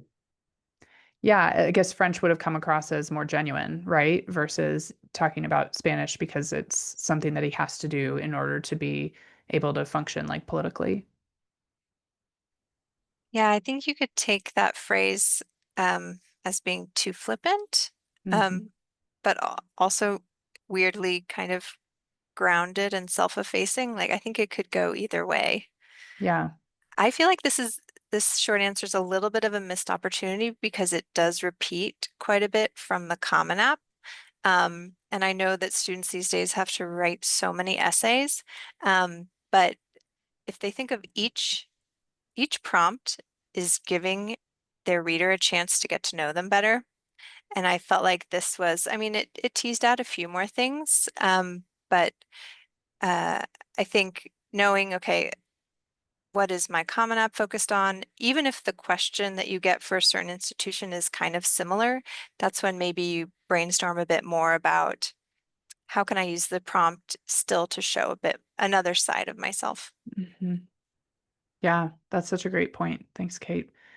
I sometimes wonder well, I don't know, you could probably answer this, Kate. Well, maybe you just did. I mean, at CU, you guys are admitting by school, by major, right? And so even in that situation where you're looking for someone who's like, it's very clear that they are for sure going to be an engineer and want to stick with engineering, even then, it sounds like you still want to see them use the different parts of the application to show different sides of themselves. Would you say that's true? Yeah, Mm-hmm. definitely. That makes Yeah. Yeah, that makes sense coming from my context, where obviously in the liberal arts, we're looking for all those different things. But I have wondered about that in a context where you're admitting by major. So thank you for adding that. It was funny today before we met, I was going back over the materials and I was like, wait, I didn't note down all their majors. And then I realized they didn't have to put it. Yeah. And that's a question that we get a lot because we offer an opportunity on our application for students to say what they think they probably want to major in. And students are always asking, like, what should I put for that? And I'm like, I don't care. Don't put anything if you don't want to. It doesn't matter.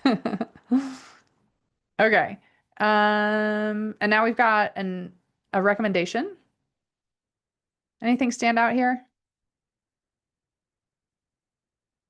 Consistently scores in the top 25% of the class. There's another one.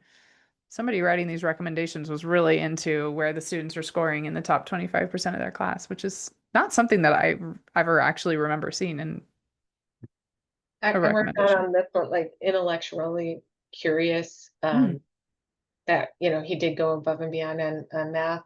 mhm, I know on across both of his recommendation letters, I didn't love none of them were 11th grade teachers. I would have liked to have known more mm, about what kind of a student is he now, mhm, as opposed to like how did he work with the dean of admissions or with a lower grade teacher. I would have wanted to know more about now. mhm.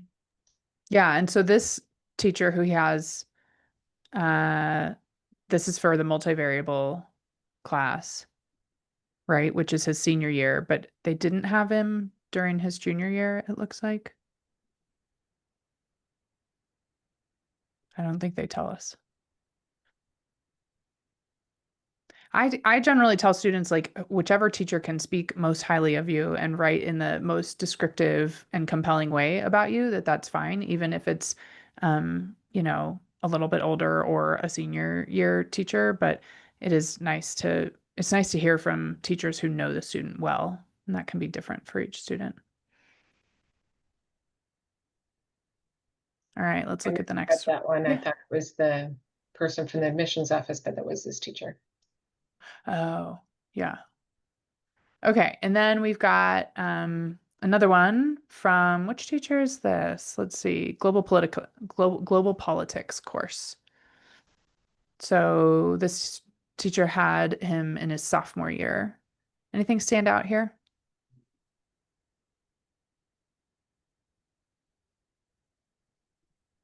Let's see if I can find my highlighter here because there's something that's standing out to me. I would say this teacher inadvertently addresses Mm-hmm. that fear that we were talking about earlier, or that, Mm-hmm. that question we had about whether he would be dominant in his Yeah. opinions, saying like, I get it. Like he presented that way to me, but he surprised me at the same time. And that, I think that goes a long way. Yeah. I mean, that really allays my fears. I was worried that Mr. Landon might try to turn our class's Socratic seminars into a competition that he must win. I was pleasantly surprised to find out this wasn't the case.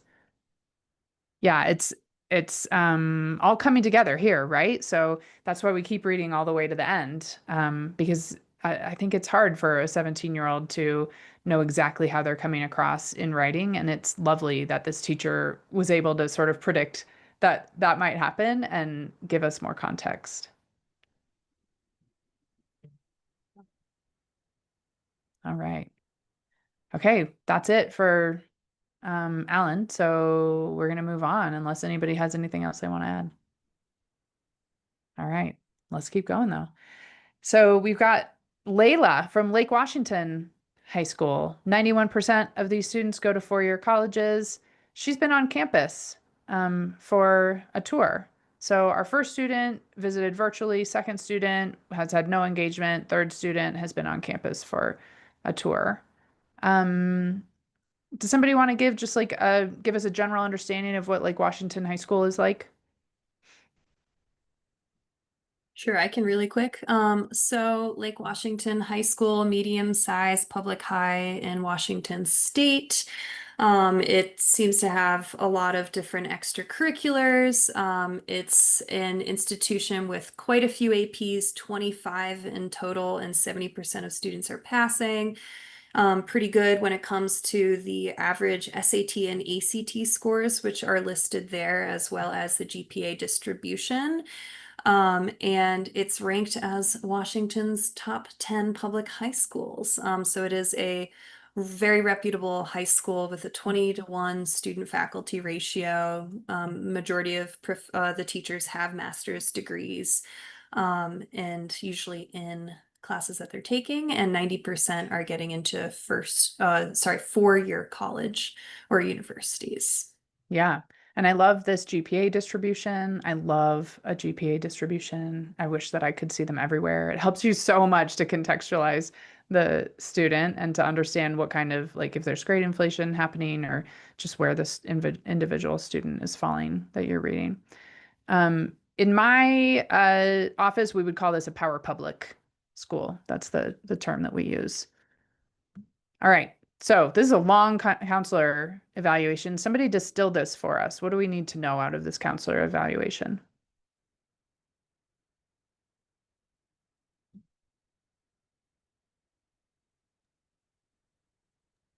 I would say this is the first place where we see a theme that's repeated about Layla, that she's both ambitious and a go-getter, but very generous in spirit and loves to see her classmates succeed as well.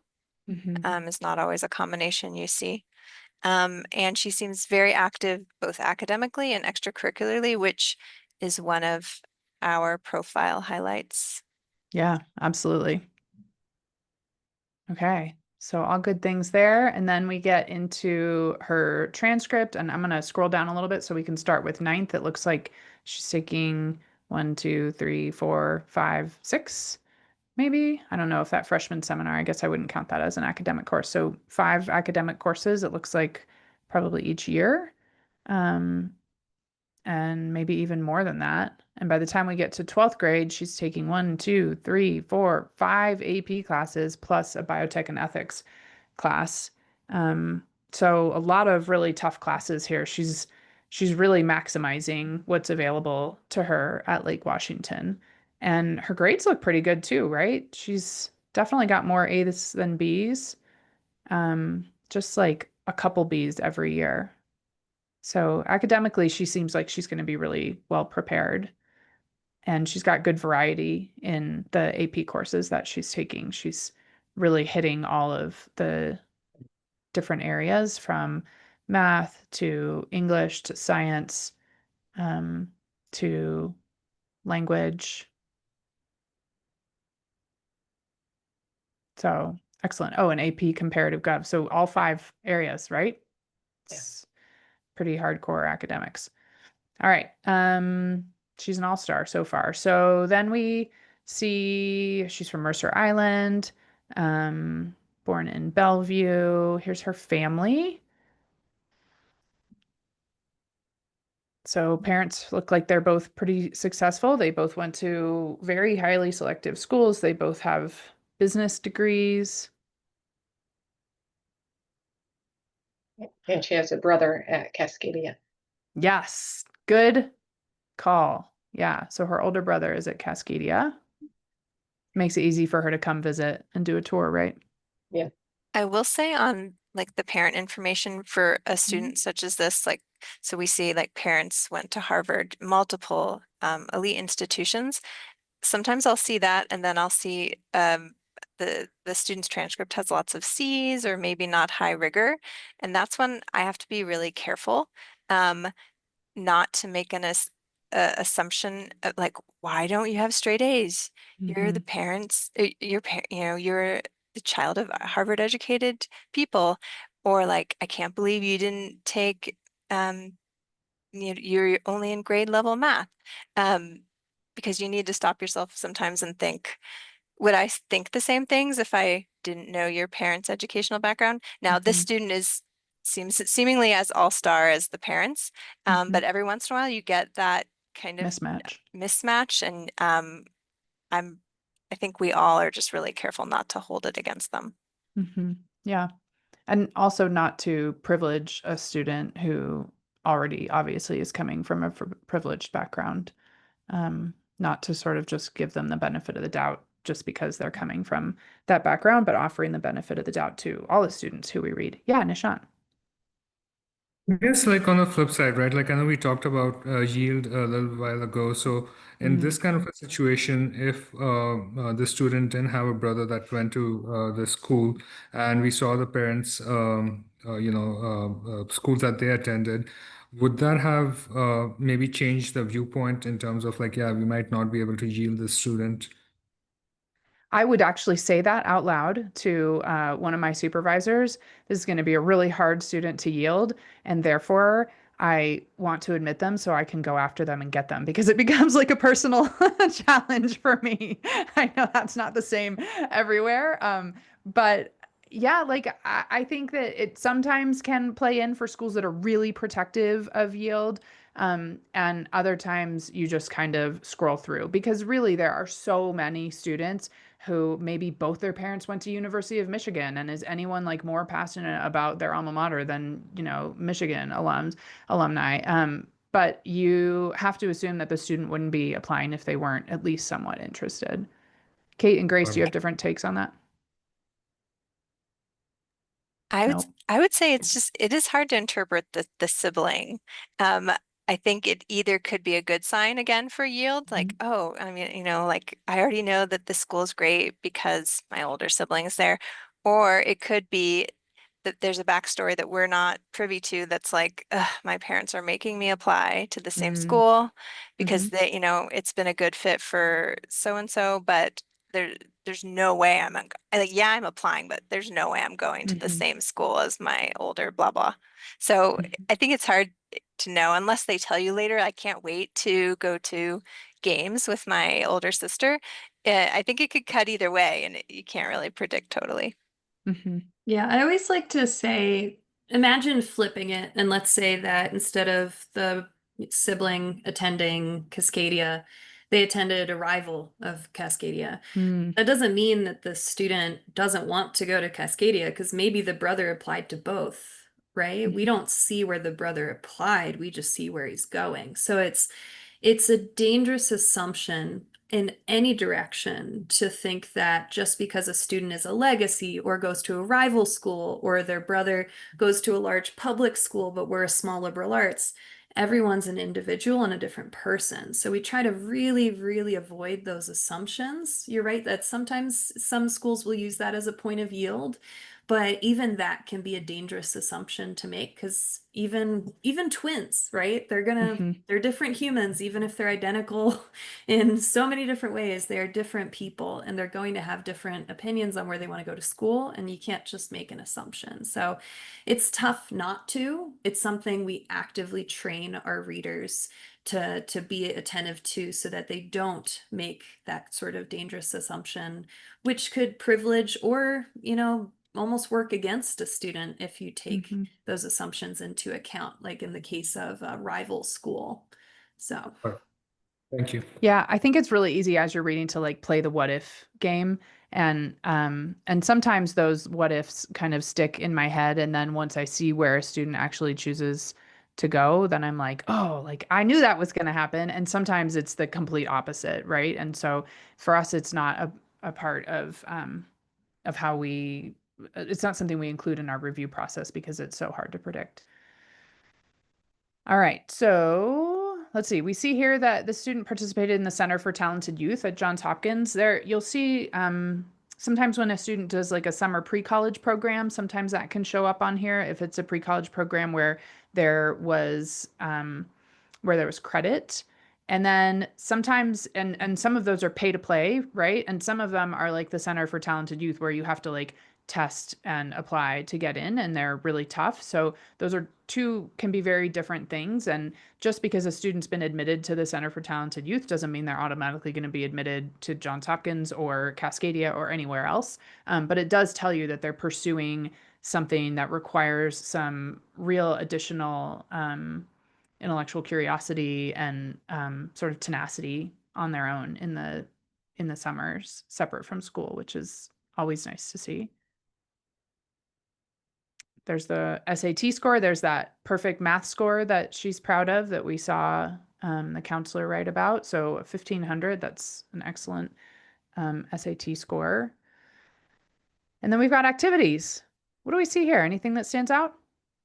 Yeah, I wanted to get your take on some of this. So Yeah. obviously, like, fantastic activities list seems to have done a whole lot. What I noticed is there are a lot of hours in here, but like in her counselor recommendation, the counselor talked about how she did soccer. Mm-hmm. I would assume takes a lot of time. It's not on here, even though there was space.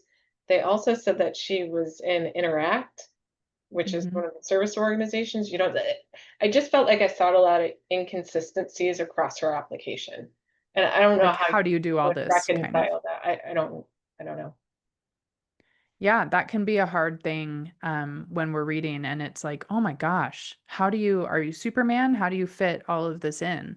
Right. And so I take a student at their word and I trust that they're really doing all the things that they're doing. And I also don't know like how these things fit together. I mean, 30 weeks a year is a lot to be doing Science Olympiad and 30 weeks a year to be the founder of the Biological Research Club. But I don't know how those overlap, if those are things that she's doing, all during the school year. How much of that happens, like the biological research club, is that happening mostly during school time and she's doing it at lunch, or is it happening outside of school? We don't really get all of those details, which can be tough for trying to put all of these things together and understand how is a student really fitting all of this into their schedule. Yeah, Kate. It's possible that the student might have gotten some advice that they should present as really spiky to really stand out in that way instead of well-rounded. And that could be why they left off soccer. Um, this might have been the strategy that the student or someone in the student's life thought that they should take for their activities list. Yeah, Yeah, but make it all academic. yeah, very research heavy, very science heavy. Mm-hmm. Yeah, it's intriguing. Yeah. And I mean, a lot of times we'll tell students to present to us what is most important to them also, right? So if soccer wasn't important to her, she might not have thought that it needed to go on her application. Yeah.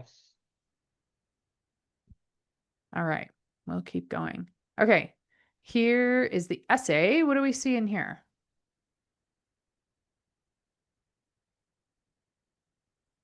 It's the service trip essay.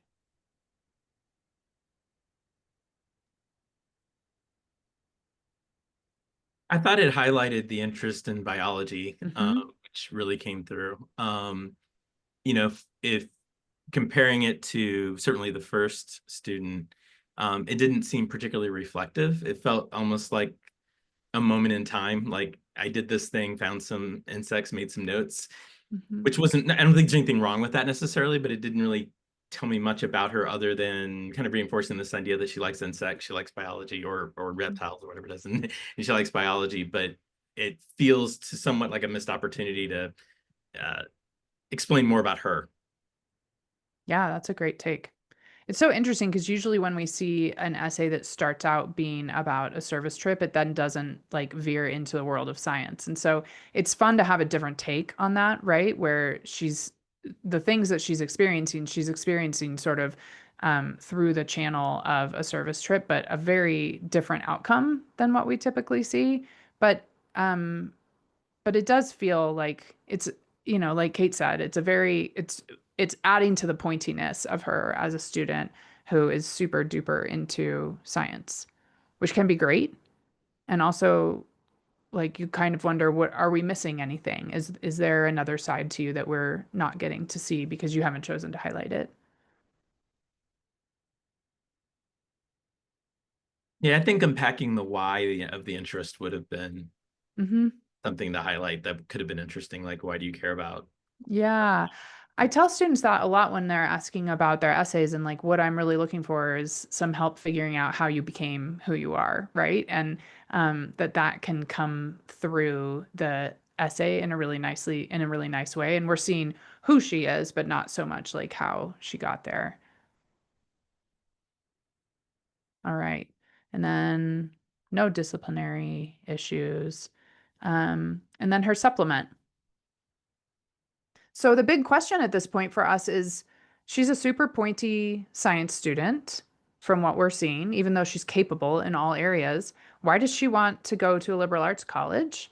Not that we're not good at science, right? We're very good at science, but most of our students are also interested in some other things. Is she? Why does she want this? So what does she tell us about why she wants liberal arts?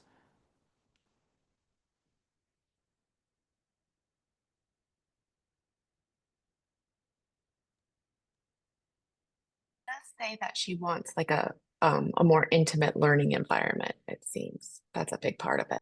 Mm-hmm. And that can be great for students who are super driven in science and want to end up going to get a PhD and want to develop close relationships with their PhD full professors their very first semester of college, right? Like a liberal arts place, a college is a great place for that. Again, on this one, I know I said it before about, but she did mention Cascadia. Yeah. But then, like, what she said about it, I could have put my thumb over Cascadia, and she could have been talking about any college, and she Mm-hmm. talking about, oh, it's so prestigious and well, world-renowned professors. Tell me which one, or Mm-hmm. something more. If you're going to mention Cascadia, I mean, she didn't have to. Yeah. Yeah, for when they're asked to mention the college, I would definitely want to see something more specific than that, right? Like, what is a professor doing research in that is a specific focus for you that you're interested in? Who has that? Who is that professor? This essay, I mean, we have our brand new program in interdisciplinary studies that has a research heavy element. So maybe she would be a great fit for that and one of like the pioneering members of that. At the same time, I felt like this essay could have been copied and pasted. And if the prompt was, why do you want to attend a tier 1 research university? Mm, Again, like you said, just editing out the name, it would have fit that prompt perfectly too. yeah. And those are very different institutions. Right. Yeah. So unfortunately, not super convincing for us. Okay. And then we've got a couple of teacher recs to look at. So this teacher had her in 9th grade and 12th grade. So Algebra 2 Honors and AP Calc, BC. Anything stand out here? Very intellectually curious again, that when they talked about integration and how she was putting it, I was a math major in college. That one hit me. I was like, oh yeah, that sounds great. And then it was very consistent with the counselor's recommendation too, kind of reinforcing what kind of student she was. Yeah. Sometimes we read, well, at least I read recommendations. And I'm like, okay, this is more of the same of what I know. There's nothing here that's surprising me. Doesn't really add a lot because so much of this was already flushed out earlier. And then we've got bio and AP bio. So this teacher had her in 9th grade and 11th grade. Anything new here that we haven't seen yet? Now they mentioned again that she was a very caring person for others, and um, only know, like, how would you read that again for a liberal arts institution? She picked a math teacher and a science teacher, no humanities. Yeah. I mean, I see that she's doing really well in her humanities classes, so that the sort of proof is in the pudding in those, right? Um, but it would be nice to hear like how do you engage in discussion when you're in a class that's sort of more philosophical? What's that like? Who is she in those situations? It sounds like she's great at everything she does, but those could be examples that could help give us a more well-rounded understanding of who she is for sure. I did like how um, the teacher wrote she views learning as a communal activity. That stood out to me, though. Yeah, that does speak well to the idea of her being in a small classroom environment, right? Okay. And I think that's the end of her application. So we've gone through all three of these. And so, um, as a listener, there's going to be a link in the profile or in the profile. There's going to be a link in the show notes where you can go to vote on who you would admit, who you would waitlist, and who you would deny. And so, what your goal is to put yourself in the shoes of a Cascadia College admission officer and make the decision that you would make in that situation. And to be clear, like this isn't exactly how we do this work, right? We will typically vote for who we're going to admit. We don't vote for who we're going to deny. And then we sort of wait and see how that all flushes out. But I think for the purpose of this exercise, it's a really good way to see, like, to have to kind of get to the nitty gritty of this work and see who you think is really the best fit for the college and how the interest kind of part comes in. So good luck, my friends. Um, Kate and Grace, do you have any parting words of wisdom? Just to emphasize, like you were saying, Hillary, that we don't typically pit students against each other like Mhm. you sort of have to in these case studies. That's something like if you attend a case study at your student's school, that admissions officers are very quick to emphasize it's really not Alana versus Alan versus Layla. Mhm. But for the purposes of this, it might feel like that a little bit. Yeah. Mhm. Yeah, the parting word I would say, or words I would say, are just hopefully this exercise gives some insight into the fact that, again, this is not cut and dry. So, harkening back to what we talked about at the very beginning of this podcast episode, this is not a simple process. Everyone has opinions, and this is exactly why we have multiple people in the room making decisions on a file. If you just had one person in a vacuum making these decisions, that wouldn't be they wouldn't be able to take in all the nuances of a file or contribute their different things that they notice. Even within this small group of just us right here, we all had different opinions and thoughts on the essays, on the letters, on the transcript. We all had different things we liked or didn't like about each part of each applicant's file. And that's why it's important to do it in a committee. And that's why institutions really emphasize the use of committees with diverse perspectives and backgrounds represented within those committees, because everyone will share and contribute with those different perspectives. For sure. Thank you, Grace. Okay, we're going to say goodbye to our podcast listeners now. Thank you so much for joining us, and we're really looking forward to seeing who you choose. All right, so I just want to give time for Mark to cut off the recording, but I want to keep recording in case there are questions that you guys have that you want to discuss, or if you want to talk about the individual students who you would advocate for and why you would advocate for them. I just want to be able to have that discussion, and we'll keep recording so that in case there's, insight that would be helpful to share with listeners, we have that.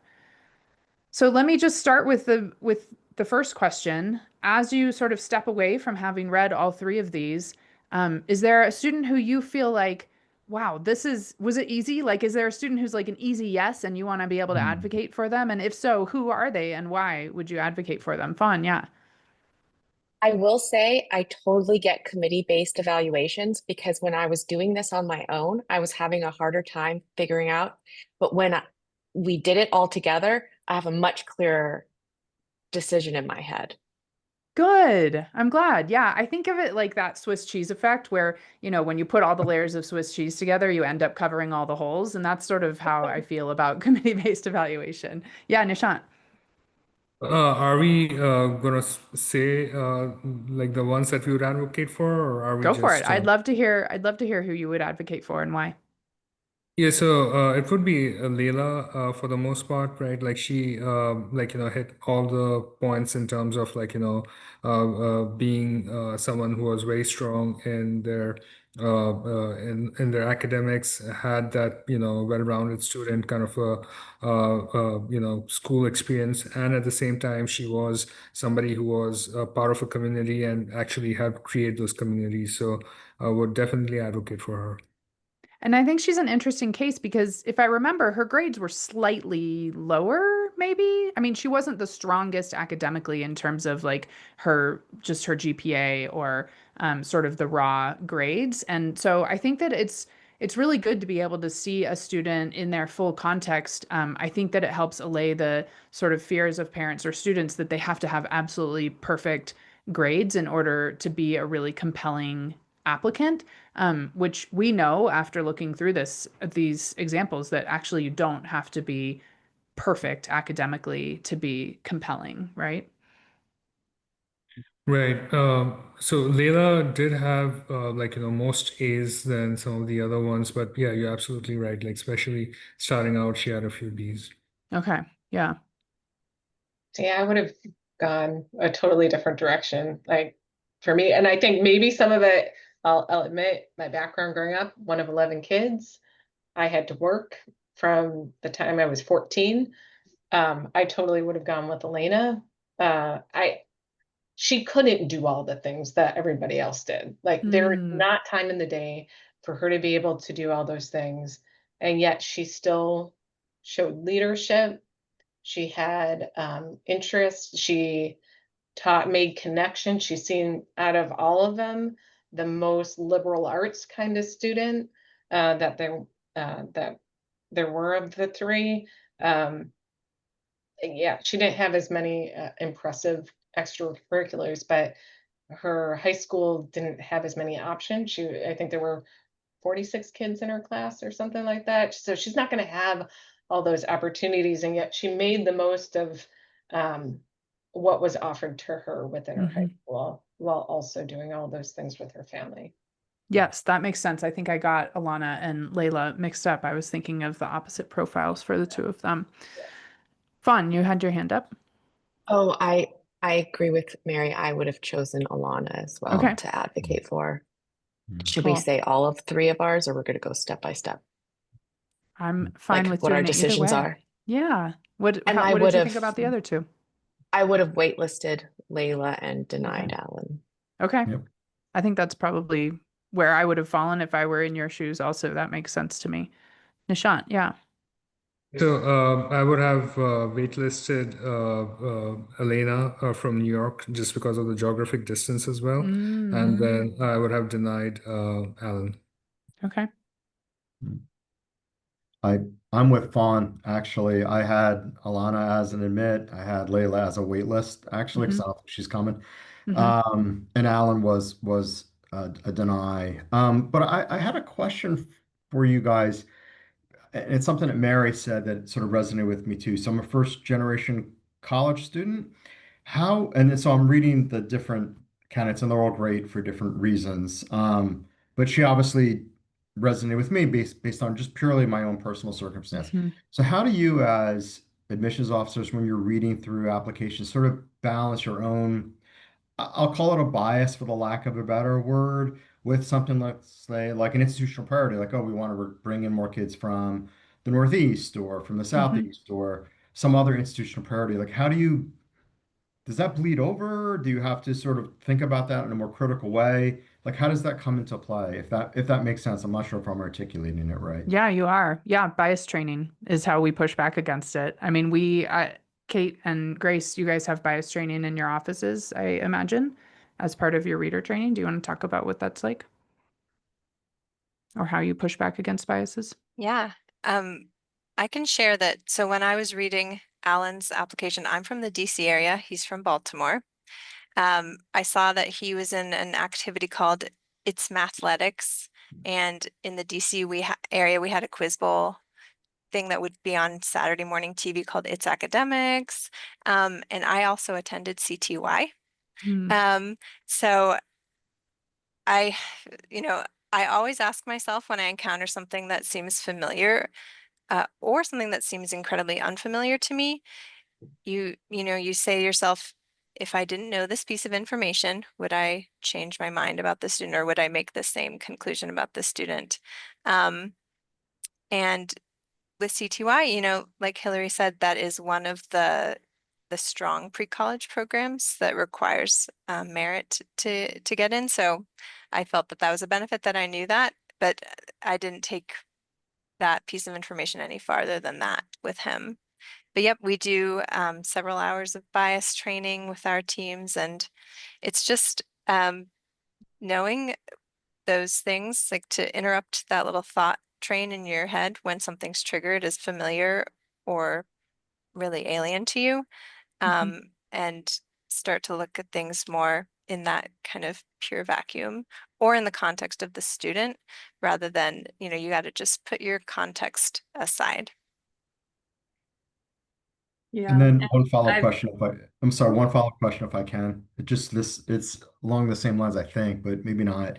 For Alana, because I think Nishant raised this too. She's coming from, New York's pretty far, 3,000 miles away. She's leaving a fairly close-knit family behind and who really depend upon her.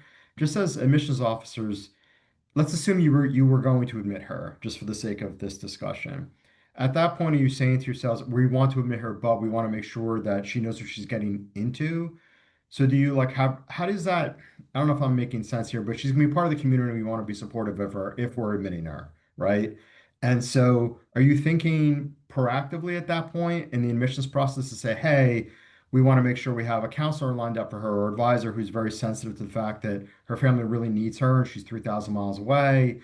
Are you thinking about introducing her right away to other first generation students or a faculty advisor who works with first generation students? I'm just saying from an Mhm. admission standpoint, when you're thinking, okay, we're going to admit her, but then what? Like, what do you guys do in that situation, if anything? Yeah, it's a great question. And I think part of this is trusting the student and that they did their research and that they are applying to us thoughtfully and that when they are admitted that they're making their decision thoughtfully. We do think about that. Please know that, but not in the sense of, oh, I don't know if we should admit this student, more in the sense of, I really, really hope that this student, because we love them, we want them to come. Yes, they're far, they have a close-knit community, but we want them based on everything in their file. And we hope that they have truly done their research. We have the support systems, we have what we can do once they get here. But once, like, I think one of the fascinating things about admission and enrollment management in general is it's one of the only industries in the world, like literally in existence, where it is a back and forth transaction where a student puts themselves out there, right, and says, like, hey, I'm interested. We then review them and say, we're interested too. And then it goes back to the student to make their final decision. That's not something you normally see in the world. And the fact that we are putting so much trust in the student after we say yes for them to then say yes back. That's honestly all we can really do. We just hope that they read our emails saying we have first gen support. We have a textbook lending library. We can help support you with flights or whatever it might be that that school provides. And it's on the student at that point to make sure that they do their research. So it's a lot of hope. It's a lot of trust on both sides. It's trust on the student side also that we actually do provide that support and infrastructure to make sure that they can succeed. But yeah, there are multiple situations, whether a student is first gen, has a close family, you know, whatever the situation might be, but we're just hoping they did their work too.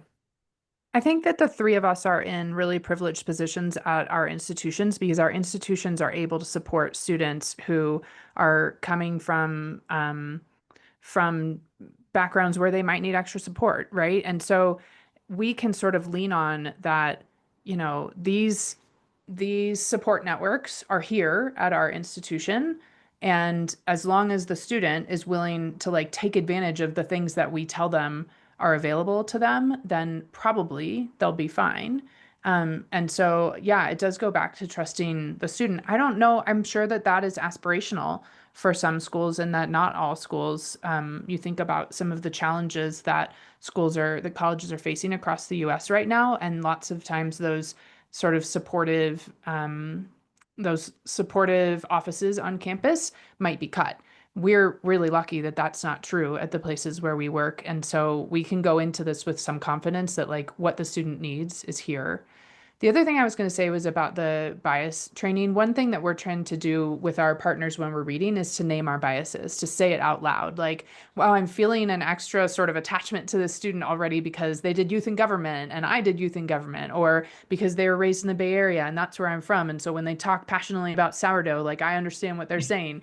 And so by saying that out loud, and eventually your colleagues get to know you well enough that they can be reading with you and be like, enough with the sourdough, don't tell me that you're connected to her that way, right? You can kind of head off those biases, and that's why reading in pairs or in teams is really helpful. Yeah, fun. Um, I was just going to say, what Chris brought up was great. And is that when at the point of wanting to admit Alana, you would look back to see if you admitted anyone from her school previously and how they did? I usually look at that on the front end, just to see we're able to see the whole school group from the last like 5 or 6 years, who's been admitted, who hasn't, who decided to come. Um, and that just helps me get a sense of the context. I wouldn't necessarily use that in helping me recommend a decision for the student. How about you, Kate and Grace? I don't have access to that. I can see in the same application cycle how some of the recommended decisions are starting to play out for that student's senior class, but I can't see how well they've done at CU. Yeah, I can't see whether they stick, like if they've decided to transfer out or anything. I can just see if they decided to enroll. Grace. Same. It's the same. I can see if they, you know, how many we waitlisted, denied, accepted, how many enrolled, but I can't see beyond that. Other questions or anything else? Did anybody not tell us who they were advocating for? I guess I Chris had Smith. anything. Yeah, Chris Smith. I was actually down path of Alana as well, for the admit. And this last piece that you were talking about was interesting because the one thing that was in the back of my mind a little bit was, as I was thinking candidates, I was thinking fit. You know, could I see them in a liberal arts environment?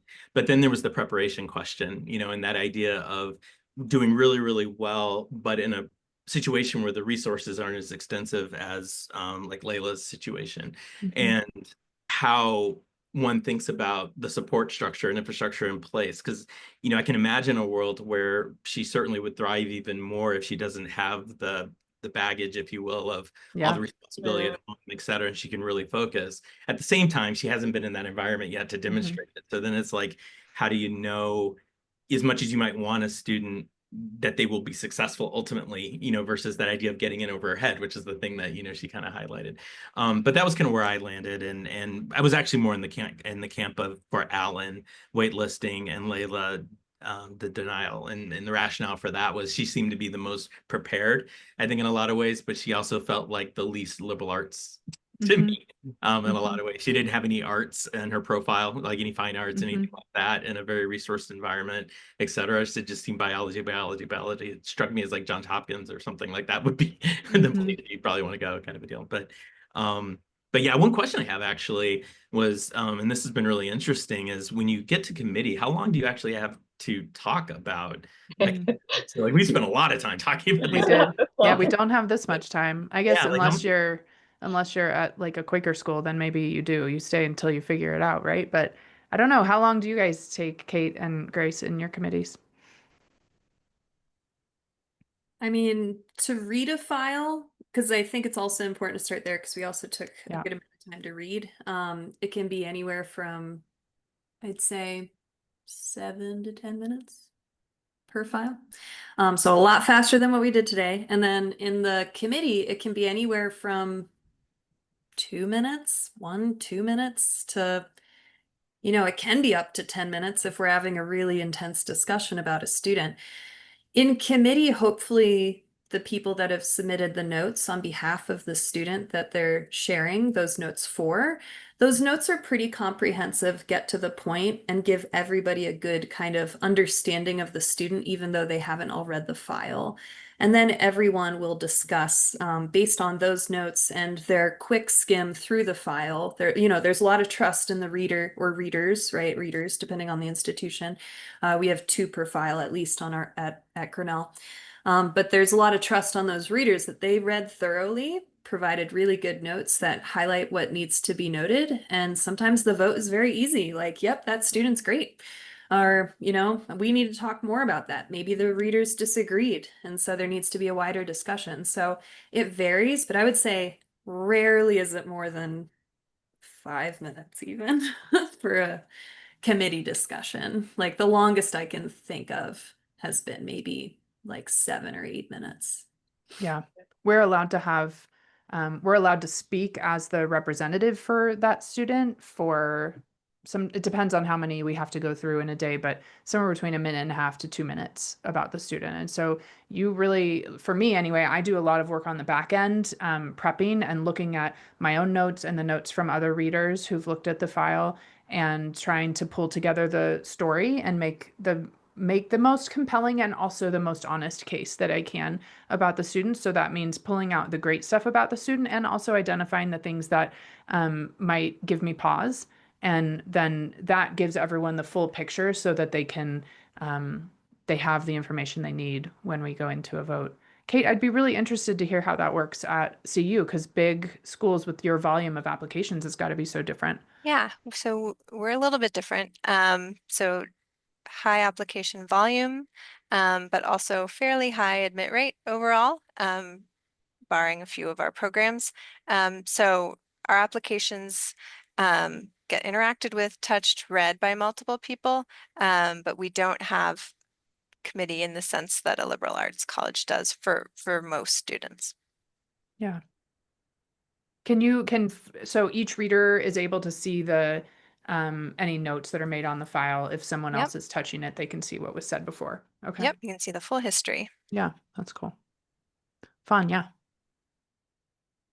Well, actually, Kate answered part of my question because that's what I was wondering. If you guys can make decisions before you go to committee, or every single student that you want to admit has to go to committee.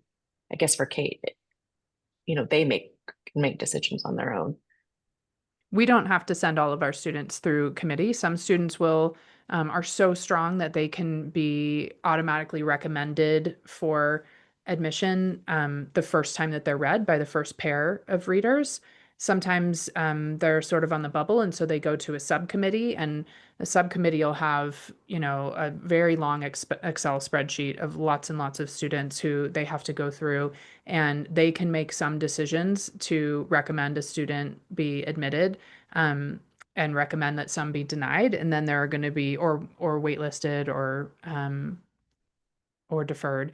And then there will be some who are still on the bubble when they're in subcommittee, and those are the ones who end up going to committee. So our students who we all see as a full admission committee are very much like on the bubble. These are the ones that nobody else felt comfortable making a decision about, whether it was in the initial pair, in the subcommittee, which is usually like 3 to 5 readers together.